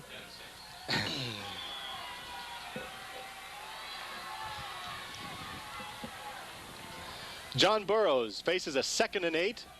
They're on the 10-yard line of the Raiders. White in motion to the far side. Before the ball is snapped, the referee sound their whistles and the play was stopped. All kinds of movement on John Burroughs' the right side of their offensive line. False start against the Bombers. 5-yard penalty. 2nd down and 12. 2nd and 13 coming up. You're listening to KGLD 1380 AM in St. Louis. We're at Columbia, Missouri. I'm Kim Hibbs with Willard Harrell and Earl Austin Jr. We're in the Class 2A State High School Football Championship game. We've got a good one going. Pembroke Hill Raiders. They're tied with John Burroughs right now. The score is 7-7. The Bombers have the ball at the 15-yard line. 2nd down, 13. Walther, the quarterback, fakes the handoff to Smith. Keeps it, rolling near side. Inside the 10 he goes, and dragged out of bounds at the 6-yard line. Good effort by Chip Walther on that play, Kim. He had nothing downfield. He had a play action on to his left. He sprinted out. Nobody was open, and he tucked the ball down and picked up some very good yardage. A gain of 9 sets up a 3rd down and 4. John Burroughs would like to capitalize on this drive. 7:46 remaining in the 3rd quarter. Again, we're all tied. Walther has the backs in the wishbone. Give is to White. Rumbles his way toward the end zone. And there's the signal from the official. Touchdown, John Burroughs. Great play calling on John Burroughs' part. The coaches made an excellent decision that time, mixing the ball carriers up rather than going to their obvious best running back. They gave it to number 5, David White. And David White barreled in for the touchdown. From 6 yards out, he barrels in, and John Burroughs now has a 13-7 lead. Rob Rogers will attempt the extra point. Chip Walther will hold.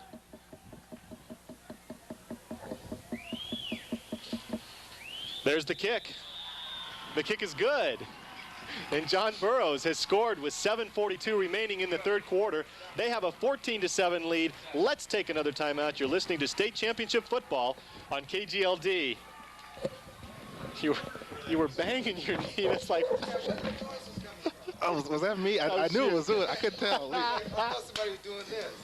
I don't know what that was.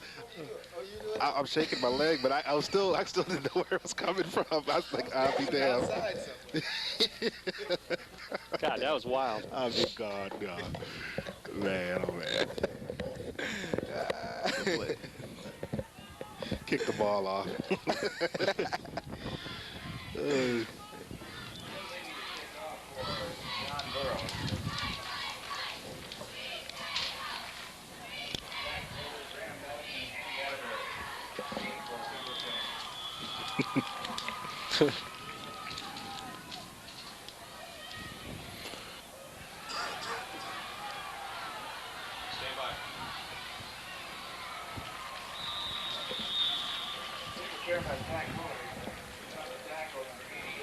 Tim Levy with the kickoff for John Burroughs, taken by Zach Woolard, returned to the 22-yard line, and that's where the Raiders will begin. They trail it 14-7. We've got 7 minutes, 35 seconds remaining in the third quarter. David White seems to be the man of the hour. 2 touchdowns, and he set up that last touchdown with a nice 22-yard reception, then got the go-ahead score. So he's quietly having himself quite a day. He only had 1 touchdown coming into the game, so he's doubled that already.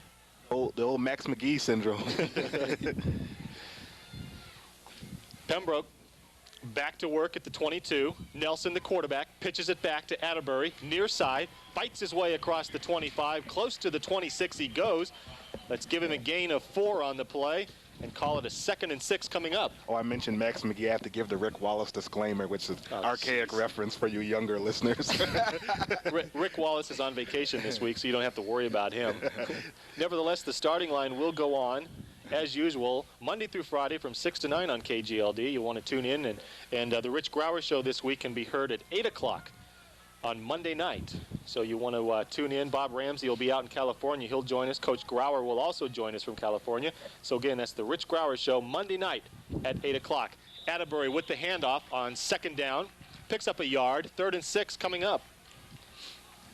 That's the 3rd time that they've run that misdirection, and on 2 occasions it was successful and they picked up some good yardage, but this time John Burroughs was ready for it.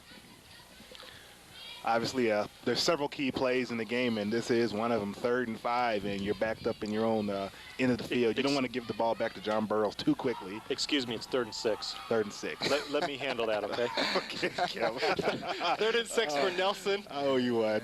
And the Raiders. Whoa. Handoff.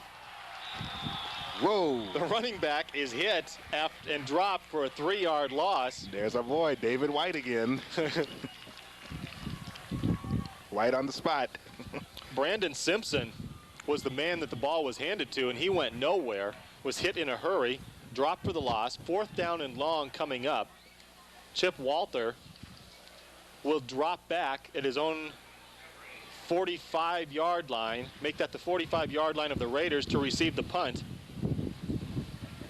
Against the wind. Sean Shimbry will try to get it away. A low kick. Bounces in front of Walther. Now rolls into John Burroughs territory. And that's where the Raiders down it at the 42-yard line. This high school football playoff game is being brought to you by the Walther Glenn Law Associates, a proud sponsor of high school sports in the St. Louis area. 5 minutes, 24 seconds remaining in the 3rd quarter. John Burroughs has a 14-7 lead. They also have the ball at the 42-yard line.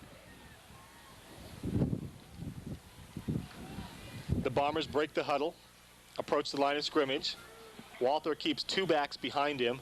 White is a flanker to the right side. Smith is lined up deep in the backfield from the I formation. He has the ball right side. Picks up 2 on the play, tripped up, tackled at the 44. It'll bring up a 2nd down and 8. Well, they're trying to exploit the outside. They're not having too much success on the outside. They're having better success between the tackles, so I wouldn't be surprised if they tried to exploit that rather than try to continue to go outside. Clark checks into the ball game wearing number 82. Sulka, number 93, comes to the near sideline. The Bombers are back to the line of scrimmage, backs in the I formation. White in motion near side. Handoff, Rogers straight up the middle, powers his way forward for a 4-yard gain. All the way up to the 49-yard line. It'll bring up a 3rd down and 3. And Rogers that time was carrying on his back number 89, Andy Smith, who's 6'3", 245 pounds. So that shows you the leg strength of Rogers. On 3rd down, White splits far to the right side. Rogers and Smith in the backfield. Draw to Smith, straight up the middle he goes. Into Raiders territory, tackled at the 48-yard line. It appears he's short of the 1st down. It's going to be awfully close.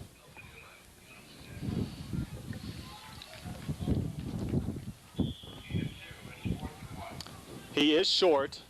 Call it a 4th and 1 coming up. You have to use that word short. Could you just say shy? Just shy of the first down. I'm What, really are you a little sensitive to that word? Very sensitive to that word. We know you're not shy. Shy of the first down. Yeah, but he is short. I'm sorry. I was talking about Greg Smith was short. Okay. Short of the first down. Burroughs is going for it on 4th and less than 1. Before the ball is snapped, penalty flags are thrown. Too much time. He's trying to draw him off, I guess. He had done it earlier in the game with that hard count, and had picked up the penalty against the Raiders. This time it was unsuccessful. The 5-yard penalty spots the ball at the 47 of John Burroughs, and Walther is now in punt formation to kick it away. Hopefully they can get off a good punt, I'm sure. Coach Jim Lemon with the wind at his back, and they can pin Pembroke Hill still in their territory. Atterbury and Shembry in to receive the punt for the Raiders. The ball bounces in front of Atterbury. He picks it up at the 10, reverses field. He's all the way back at his own 5. Now turns it up. He's at the 20, the 25, cuts to the middle of the field, and is finally brought down at the 30-yard line. So you count the number of yards he went sideways and back and then forward. He probably ran 40 or 45 yards. More like 100 yards to me. I mean, that was more like 100 yards. I mean, he came dangerously close to breaking that all the way. And he now goes out of the ball game. Just did a 100-yard sprint. Really? So. He needs a little break. I think he wanted to stay in there, but the coach said, no, come over here for a play or two, catch your breath, and get back in there. So the Raiders have it. 1st and 10, 31-yard line. 3 backs are behind Nelson. The give is to the 3rd man through. Number 22, Zach Woolard. Woolard gets back to the line of scrimmage and no more. 2nd and 10 coming up. He was met by a wall of blue jerseys that time. There was nowhere to go. So he did all he could do, was just get back to the line. No, he didn't even make it back to the line of scrimmage. He actually lost about a half a yard on the play. John Burroughs, known for their tough D. It's working this afternoon in Columbia. Class 2A state football playoff game. They lead the Pembroke Hill Raiders 14-7. We have 2 minutes, 10 seconds remaining in the 3rd quarter. Nelson wants to throw, pressured in the backfield and dropped in the backfield. Big number 66, Brennan Mulligan in to make the stop. Brennan is 6'3", 245 pounds. He's a senior, and I know, Earl, you told me driving up here that he's being heavily recruited by some Division I programs. Yeah, Northwestern and a lot of Big 10 and Big 8 schools. Not only did he show strength on that play, but he showed excellent quickness because he beat the blocker and was in Graham Nelson's face before he can think about throwing the ball. The loss brings up a 3rd and 14 for the Raiders. Lone setback is Simpson. 3 receivers split to the near side. Nelson will throw. Over the middle. Pass is tipped, now intercepted by number 62, Simmons. He returns it all the way down to the 23-yard line. So John Burroughs is again in excellent position to put some more points on the board. And that's their 2nd interception this afternoon. Being the first at the end of the first half, the end of the first half. This one coming at an ideal time. Defense is really putting pressure on Pembroke. Matt Simmons, the linebacker, 6 foot, 190 pounds. He's only a sophomore. He came up with the interception and has given John Burroughs the ball at the 24-yard line. 1 minute, 12 seconds remaining in the 3rd quarter. Chip Walther, the quarterback, back to work. Fumble on the snap. He regained it, or was that a fake on the snap, and he went straight up the middle. Well, what he did was drop the ball, and he got a good bounce. Is that what happened? And the ball bounced right back to his hands and picked up a nice gain. Picked up 7 with the miscue. The officials set the ball just inside the 18-yard line. Back to the line of scrimmage come the Bombers. Rogers, Smith, and White in the backfield. They're in the wishbone. The give is to White, straight up the middle, running room across the 10, tripped up and dives his way forward to the 6-yard line. Good enough for another first down. And that's the a similar play, or the same play that White made his touchdown on. And again, they're having a lot of success between the tackles instead of trying to go outside. 29 seconds. The clock is rolling. That's what's left in the 3rd quarter. The Bombers have a 14-7 lead. They're on the move again. They approach the line of scrimmage, which is the 6, led by their quarterback, Chip Walther. Backs in the wishbone. Couple of fake handoffs. White has it, right side, inside the 5-yard line, down to the 3-yard line before he's stacked up and pushed backward.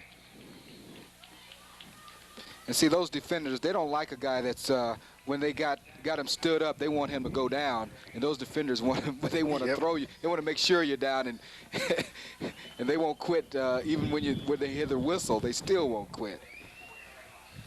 That's the end of the third quarter. John Burroughs has a 14-7 lead over the Pembroke Hill Raiders. And when we come back, we'll begin the fourth quarter. You're listening to State Championship Football on KGLD.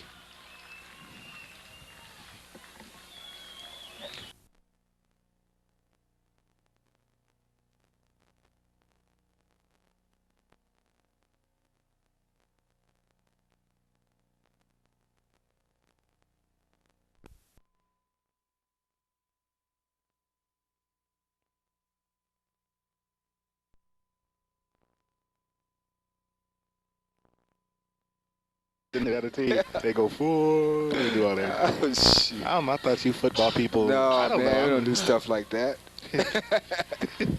That's a Midwest thing. Yeah, I guess so. You know? 10 seconds. Less than that. Once again, a reminder, the KGLD High School Football Playoffs are being brought to you by the Walther Glenn Law Associates, a proud supporter of high school sports in the St. Louis area. First play of the fourth quarter coming up. John Burroughs has the ball, 2nd and goal from the 4. They lead it 14-7 over the Raiders of Pembroke Hill. Walther, the quarterback, with the backs in the wishbone. Handoff, Smith up the middle, forces his way into the end zone, and another touchdown for John Burroughs. Boy, I tell you, Greg Smith got behind those big offensive linemen, and they just really cleared the path for him, and all he had to do was just stay right behind him and barreled his way into the end zone. Yeah, Brendan Mulligan and Andy Wolf on the left side. They're like two baby hogs. you got the hogs in Washington. These are the baby hogs right here, 240 and 250. Greg Smith's 4-yard touchdown has extended the Burroughs lead now. It's 20-7, 11:57 remaining in the game. Rogers' extra point attempt is up and good. 21-7, John Burroughs has the lead.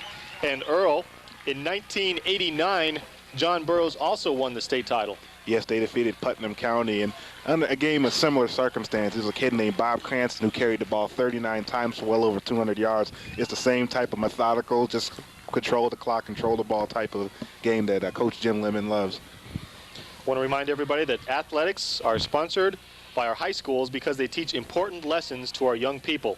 High school athletes, be it boys or girls, are taught to respect others, their teammates, opponents, coaches, and officials. Whether their games are being won or lost, athletes also learn self-control and to appreciate athletic values through their participation in high school sports. And these are only a few of the lifelong lessons our young people learn through the high school athletics. This message was brought to you by the Missouri State High School Activities Association and KGLD Radio. Tim Leby has the ball on the tee at the 40-yard line, kicking into a very stiff breeze out of the south. The kick is up. Hits at the 18, bounces into the arms of Atterbury. He immediately goes to the far sideline, tries to turn the corner at the 30, has a little bit of room around the 30-yard line, and finally run out of bounds close to the 35. I tell you, that Atterbury loves to head for the sideline. Hey, when you got speed like that, you can do it. And when you're 5'11", 170 pounds, you'd almost have to do it, too. How do we describe him? Atterbury? Yeah. I call him Attaboy. No. No, I said something earlier I couldn't say. Was it short or Oh, no. small? I can't remember now. Whispered. 1st and 10 for the Raiders. Ball spotted, 34-yard line. Nelson, the quarterback, hands off to Atterbury, across the 35, up to the 38-yard line before he's hit and dropped. Well, we got about 11 minutes left to go in the ball game, and they're a couple of touchdowns behind, and they're going to have to start putting the ball up in the air a little bit more. Rob Rogers made that last stop for the Bombers, a 4-yard gain by Atterbury. And they do have the wind at their back in the fourth quarter, so it's conducive for the throwing. But nobody has scored with the wind at their back yet. That's right. Here's the same play that ended the first half, only this time the receiver keeps the ball. He took the pass behind the line of scrimmage. He could have thrown it if he wanted to, but he kept it, ran it up the field. That was number 83, Matt Salem, forced out of bounds just shy of the 45-yard line, which is enough to give the Raiders a first down. That's a good play. That's like a little quick hitch out close to the sideline, and it's a good play to loosen up the defense and set up the long strike for the stop and go. And the Raiders are back to the line of scrimmage in a hurry.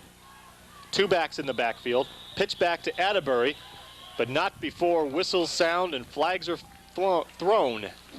Looks as though Kevin Robbins, big number 70, 6'6", 320 pounds. Woo. A little early on the get off there. And, I was going to bring him up. 320? 328. He may be some kin to Tootie Robbins. I'm not sure. I can see why. He's a big boy. 5-yard penalty against the Raiders. Tootie's about, what, 350? Oh, yeah. And that's before dinner. Tootie's about 6'6". Well, Kevin's about 6'6". First down, 15 yards to go. Handoff, Atterbury, straight up the middle, 3-yard gain.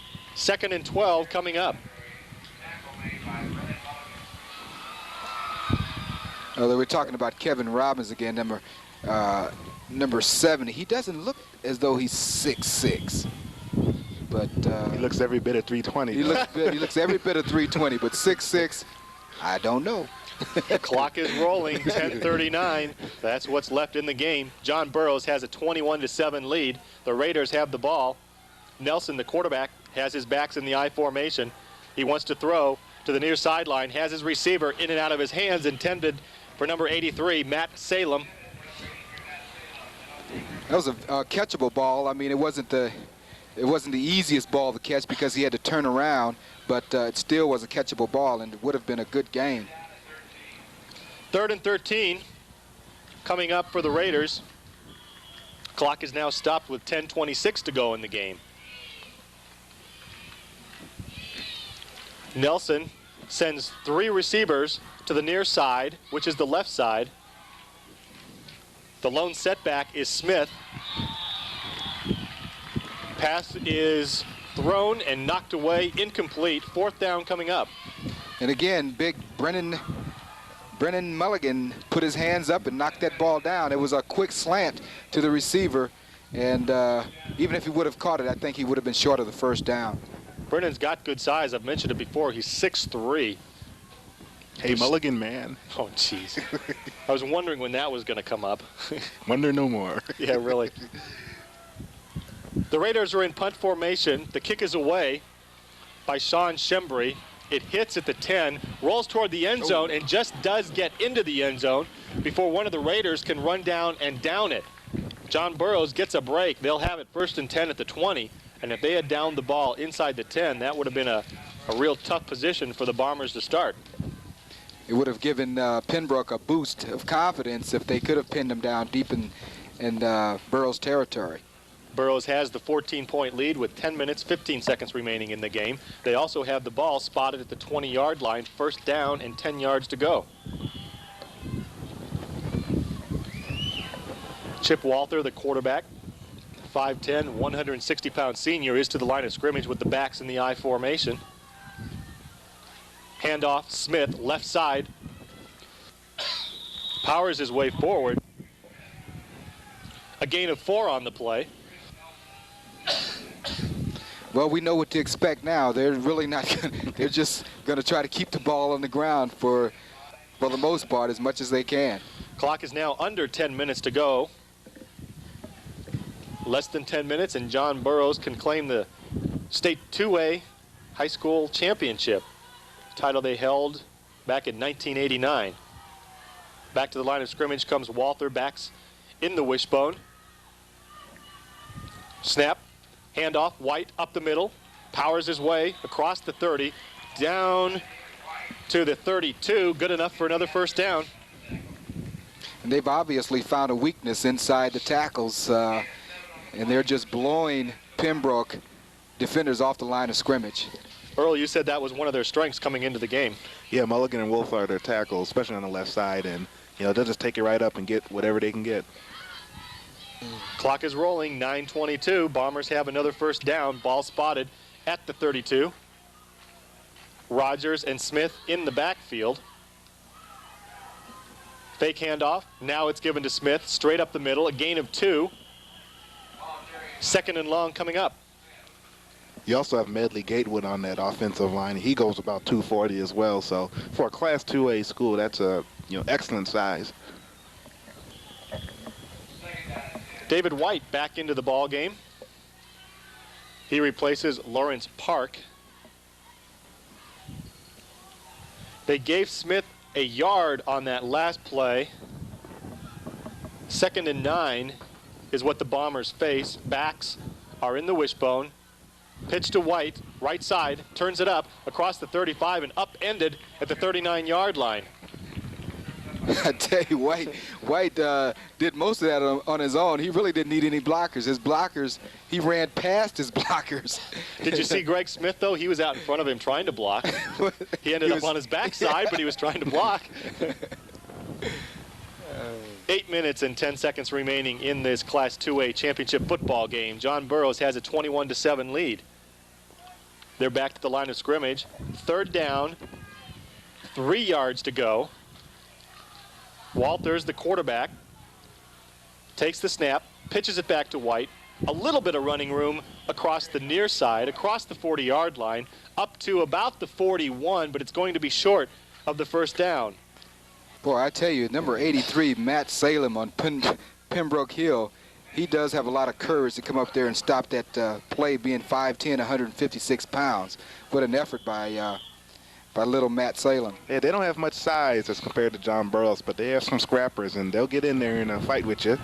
This is a little bit of a surprise. On 4th and 1, with the ball in their own territory, Burroughs is going for it. Well, let's see if they'll try what they've been doing. And they did it. It worked. They did it. Walter did a hard count. Yep. Oh, my goodness. Drew one of the defenders No offside. way. That should never happen. Well, if you've heard Chip talk Chip's regular tone, he almost sounds like a Marine. So I can just hear him barking signals out. I know it sounds real harsh, and that's about the second time. Brother. Bill Padula was the one that reacted to the hard count by Chip Walter. So we may have to give him the Bonehead Award. They're not in a big game like this. No way. The penalty has given the Bombers the first down. The ball is now spotted at the 46-yard line. Rogers and Smith in the I formation. A couple of fake handoffs. It goes to number 8. He has the ball, fighting his way across the 50-yard line. Lawrence Park on the run. A little inside reverse that time. They still picked up some good yardage, about 5 yards on it. We'll call it a gain of 5. It'll bring up a 2nd and 5. Solka comes out of the ball game. Clark into the ball game with the play. Clock is rolling. 6:29 remaining in the game. 21-7. John Burroughs with the lead. They're back at the line of scrimmage. The ball is placed just inside Raiders territory. Handoff, Smith, up the middle he goes. He's fighting his way forward, close to the 47-yard line. He turned a play where he was going to gain nothing into a 2-yard gain simply because of his determination. Yeah, and his athletic ability. He's just an outstanding running back. And I guess that's due to his good stock, So. Unofficially, that puts Smith over the 100-yard mark. 22 carries for 101 yards for Mr. Greg Smith. He's still in the ball game. One of the backs that are in the wishbone formation with Rogers and Park. Walter, the quarterback, hands off to Park, up the middle. A little bit of running room up near the 42-yard line. Enough for a first down. The drive will continue, and the clock, more importantly, will continue to roll for the Bombers. And they come back to their bread and butter play, and that's up the middle off the tackles, inside between the tackles, I mean. And they've had most of their running success right there in that area. First down for John Burroughs. Referees put the ball back in play at the 42-yard line. Again, the backs in the wishbone behind Walther, the quarterback. The snap, pitch back, Smith, left side, turns it up at the 40, spins across the 35, down to the 31-yard line. Another first down for John Burroughs. Great execution by John Burroughs' part that time. They elected to go outside on one of their rare occasions and picked up some good yardage, but Craig Smith did a lot of that on his own. A number of fans are on hand here at Faurot Field, but of course with the field as big as it is, it does seem pretty empty. The John Burroughs fans see their club ahead 21-7 with only 4 minutes and 55 seconds remaining in the ball game. Rogers gets the call, straight up the middle he goes, still on his feet across the 25-yard line, down to the 23-yard line. And that's close to another first down. And this is exactly what Willard was talking about at the beginning of the game. When you have kids going both ways, in the fourth quarter, it's really going to tell the tale. And when you got big kids like Burroughs has hammering away at you on every play up the middle. It wears you down. Yeah, God, you can see it happening on this drive especially. Clock still rolling, approaching the 4-minute mark. Burroughs is facing a 2nd down and 2. Rogers and Smith in the I formation. Rogers has the ball. Across the 20 he goes, down to the 18-yard line. Another first down. And again, that particular play, if it was ran earlier in the ball game, it would probably be stuffed for no gain. But now, like I said, in the later stages, fatigue is playing a factor. The 10th play of the drive. And the Raiders have to be wondering, how do we stop this running game? It is a helpless feeling, isn't it? Oh, from the yeah, defense? yeah. You've got to get the ball back, but you can't stop the running game. Because the running game is successful, the clock continues to roll. It's now under 4 minutes to go in the game. Burroughs has the ball, first down at the 18. Pitch back, Smith, left side, across the 15, still on his feet as he dives inside the 10 and finally forced out of bounds at the 9, just short of another first down. And again, see, that play wasn't working earlier. They were having most success between the tackles, and now they're doing a lot of arm tackling and trying to knock you down. Nobody's really wrapping up, so it's obvious that these players, Pembroke players, are tired. The only bad thing about that play, he went out of bounds and it stopped the clock with 3 minutes and 42 seconds left in the game. Just short of another first down, call it 2nd and a yard. Smith now is the lone setback behind Walther. He has the ball, surges forward. It's going to be close to another first down. Of course, it depends upon the all-important spot.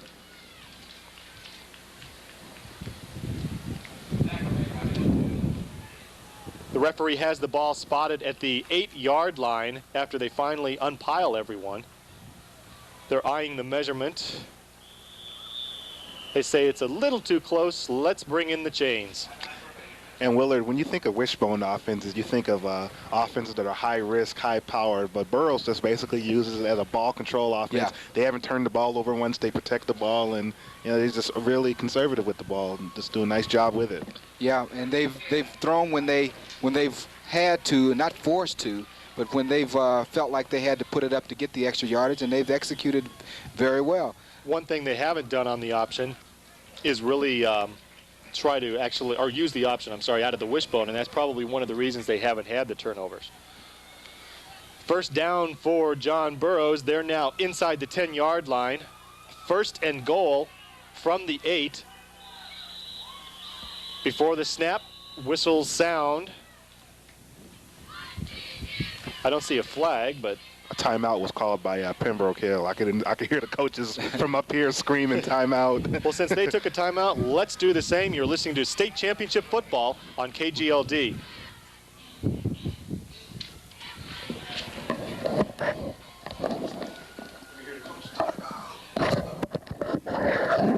Your ears are better than mine.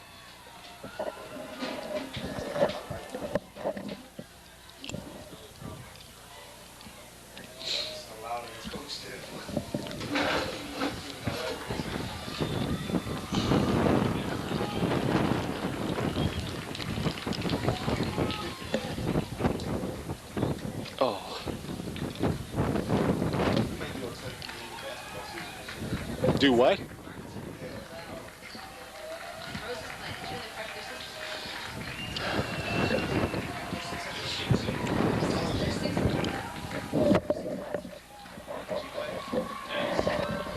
Put those on, hurry.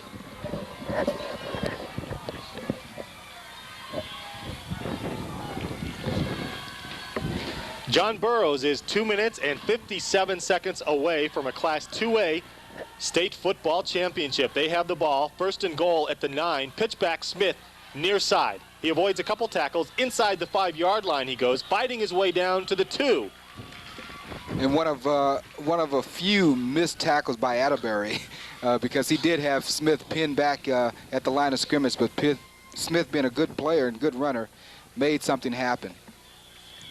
If there has been a bright spot for the Raiders, it has been the play of Adam Atterbury, but unfortunately he is a senior, so he'll be graduating, and Coach Bob Hicks will not have him back next year. Second and goal for the Bombers. Ball spotted 2-yard line. 2 minutes, 20 seconds remaining in the game. Handoff, Park tries to advance the ball, maybe picked up a yard. There is a flag on the play.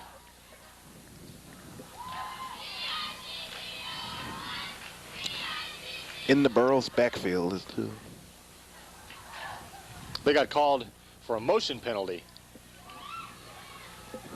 So they'll march backward 5 yards, most likely, unless the Raiders decide to decline the penalty. There was a gain of maybe a half a yard on the play. They're discussing it with the captain. Bill Padula is the captain for the Raiders. The Raiders accept the penalty. The ball is spotted back to the 7-yard line, where it's now second and goal from the 7. Smith is the lone setback behind Walther. 2 receivers split to the left. Pitch back Smith, left side, up to the 7-yard line before he's hit and forced backward.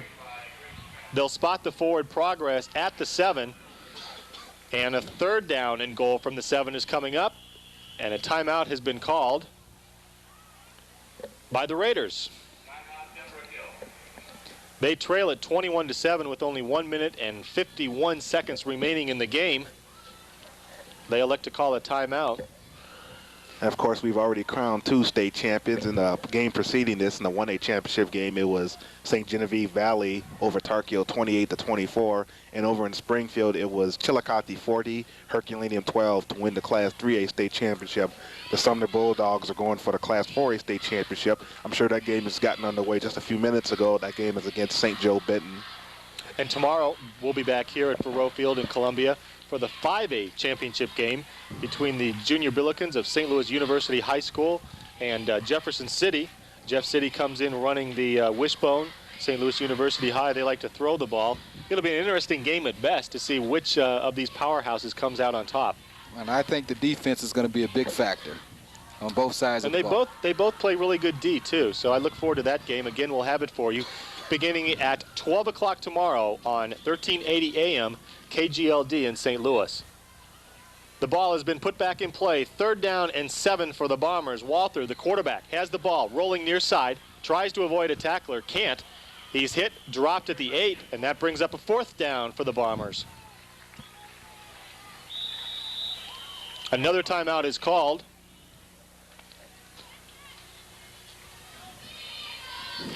We've only got 1 minute and 37 seconds remaining in the game. Pembroke calls another timeout. That gives me the opportunity to tell everybody that the teaching of good sportsmanship also is the teaching of poise, self-control, and respect for others. Good sportsmanship isn't something that just happens, it's taught. And in Missouri, it has become a tradition with our high school coaches and athletes. These coaches and athletes should be commended for the displays of good sportsmanship, and so should their fans. Good sportsmanship also is a tradition with the followers of high school athletics. Showing good sportsmanship is a Missouri tradition practiced in both the small towns and big cities. Let's keep it that way. The preceding message was brought to you by the Missouri State High School Activities Association and KGLD Radio. And I know you covered John Burroughs quite a bit throughout this year, and this is really a good way for them to end up the year in another state title for Coach Jim Lemon in the John Burroughs Bombers. Just an outstanding football program, and Jim Lemon is a class act, and he really has this program going on. He has good kids, and they're good football players, and you can't beat that combination if you're an educator and a coach. Jim Lemon is in his 22nd year as head coach of the John Burroughs Bombers. A record of 154 wins. We'll make that 155 today. 73 losses and just 3 ties. And on 4th down from the 8, the pitch back goes to Smith. He's strung out along the line of scrimmage. Actually ends up losing a couple yards on the play. John Burroughs will turn the ball over to Pembroke Hill, but we've only got 1 minute, 29 seconds remaining in the game, and John Burroughs has a 21-7 lead. I tell you, Greg Smith didn't have a chance on that. His lead blocker, Rob Rogers, missed his initial man, and that forced Craig to force him outside a little bit. On 1st and 10 from the 13-yard line, Nelson, the quarterback, rolls to the near side, throws to the near side. The pass is in and out of the hands of number 83, Matt Salem.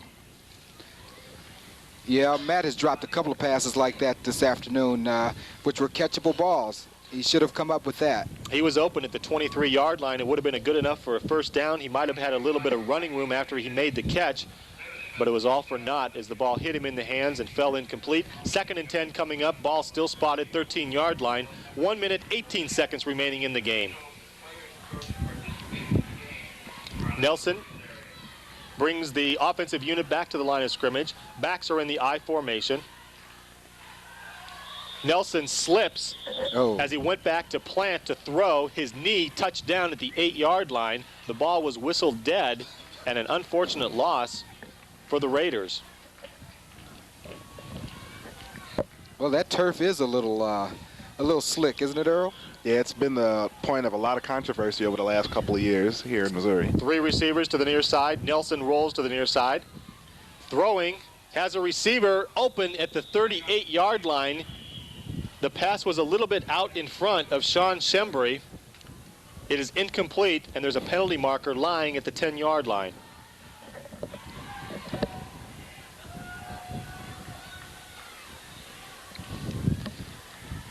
Well, I tell you, I think the difference so far in this game has been lack of players, fresh players to rotate in and out for Pembroke, because they have been moving the ball successfully on offense. It's just that their defense became a little fatigued and giving up the crucial yardage in crucial situations. Pembroke only has 25 players on their roster. John Burroughs, on the other hand, has 37 players on their roster. And fatigue might have taken a toll in the game. The penalty is against John Burroughs, 5-yard penalty. 3rd and 10, ball spotted at the 13-yard line. Nelson under center, 3 receivers to the near side. Nelson rolling that way, now throws it back across the middle of the field. The pass is caught this time by Salem. He's running toward the far sideline, but is tackled at the 17-yard line by number 9, Brandon Williams. Well, you certainly got to give Pembroke an A for effort, because they're still playing hard down to the last minute, and I take my hat off to them for that. The clock is rolling with only 23 seconds remaining in the game. Again, same formation, 3 receivers to the near side. Nelson rolls to the near side, throws it across the middle, intended for Salem again, throws it a little bit too far in front of him. The pass hits the turf, incomplete. And Pembroke turns it over on downs. And this is a sign of a well-coached team and a team that has a lot of pride when they play down to the wire. Even though they know that they're out of it, they're not going to win the game, but they're still making that great effort. Burroughs' offense comes back onto the field. The ball is set in play at the 17-yard line. A hard-fought victory for John Burroughs. It was 7-7 at halftime, and when you just tied at the state championship game, anything could happen. But they made the proper adjustments and just dominated the second half. And this should be the last play of the game. Timeout has been taken by the officials. Brandon Williams, number 9. Had a discussion with the officials about a piece of equipment That's been settled. Burroughs back to the line of scrimmage. Walter, with the snap, simply kneels down to one knee. The clock is rolling with only 9 seconds to go in the game. So John Burroughs will win the Class 2A state championship football game with a 21-7 victory over the Pembroke Hill Raiders. And the players begin to celebrate in front of their bench along the near sideline at the 45-yard line. And a good victory it was for John Burroughs. Yeah, that's their fourth championship, 5 if you count the tie, and another great effort by Coach Jim Lemon and his Bombers. They dominated the second half. Great running attack led by Greg Smith. David White came through with 2 big touchdowns. Just an all-around excellent performance, and take nothing away from Pembroke Hill. They put up quite a battle. John Burroughs wins their second Class 2A state championship in 3 years. Let's take a break right now, and when we come back, we'll recap the game. You're listening to State Championship Football on KGLD. 60 here. Yeah. We're not going to do much but just BS about the game and then kick it out of here? Yeah. Okay. It's getting cold.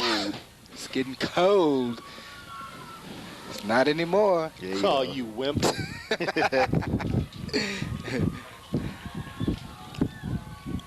Sticks and stones. May break my bones, but where's the ever hurt? Sorry. Getting a little carried away, aren't I? The Bombers. The Bears.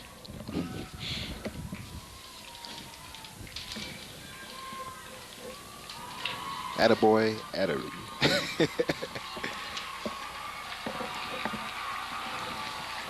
Yeah. Hello, testing 1, 2, 3. The Bombers.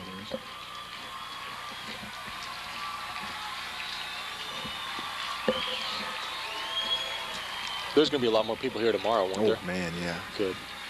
I hope so. This has been dead. Yeah. No, the 5A. This has been dead. See, Jeff City's is down the road. You will have a lot of people here tomorrow. Good. Plus, everybody from St. Louis is coming, too, from just all of them. 10 seconds. Ladies and gentlemen, both participating teams in the 1991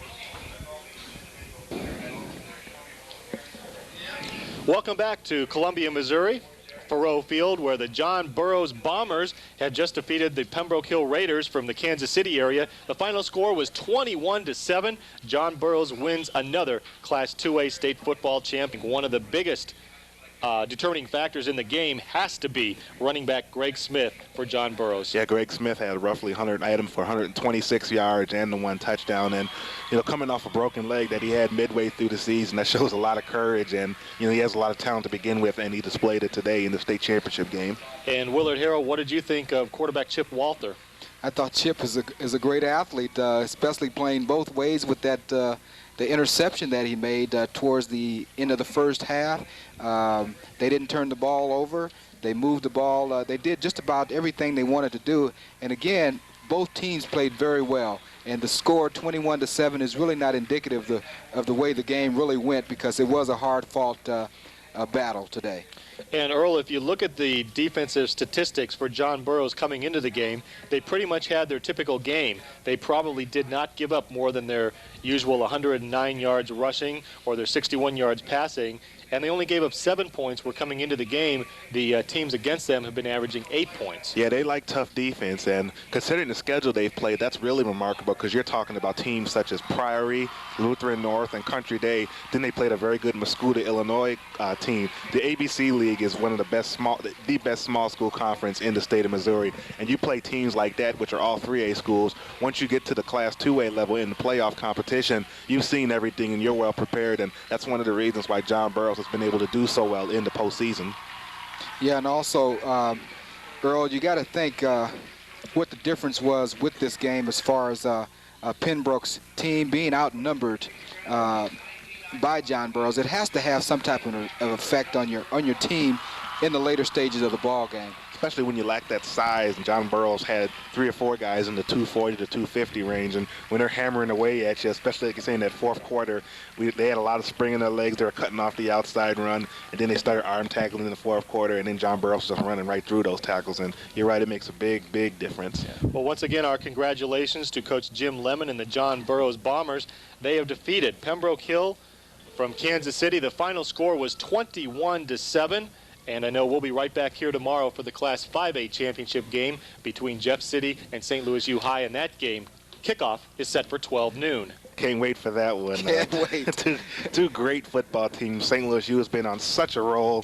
I asked Gary Kornfeld if he had one good one left in him, and he said they will, and they're going to have to because Jeff City, they're the old dogs at this game. State championship, it's going to be a good one. Will numbers be a factor as far as players are concerned, or is it about even? No, it's about even. Both teams have good size, good depth, and good speed, and it should be an excellent football game. Yes. If the weather turns bad tomorrow, like it's supposed to, do you think that gives Jeff City the advantage because they are a running team and St. Louis U High likes to throw the ball? My first indication would be to say yes, but then we've seen St. Louis U perform on all kinds of conditions. I mean, on ice, maybe the Hazelwood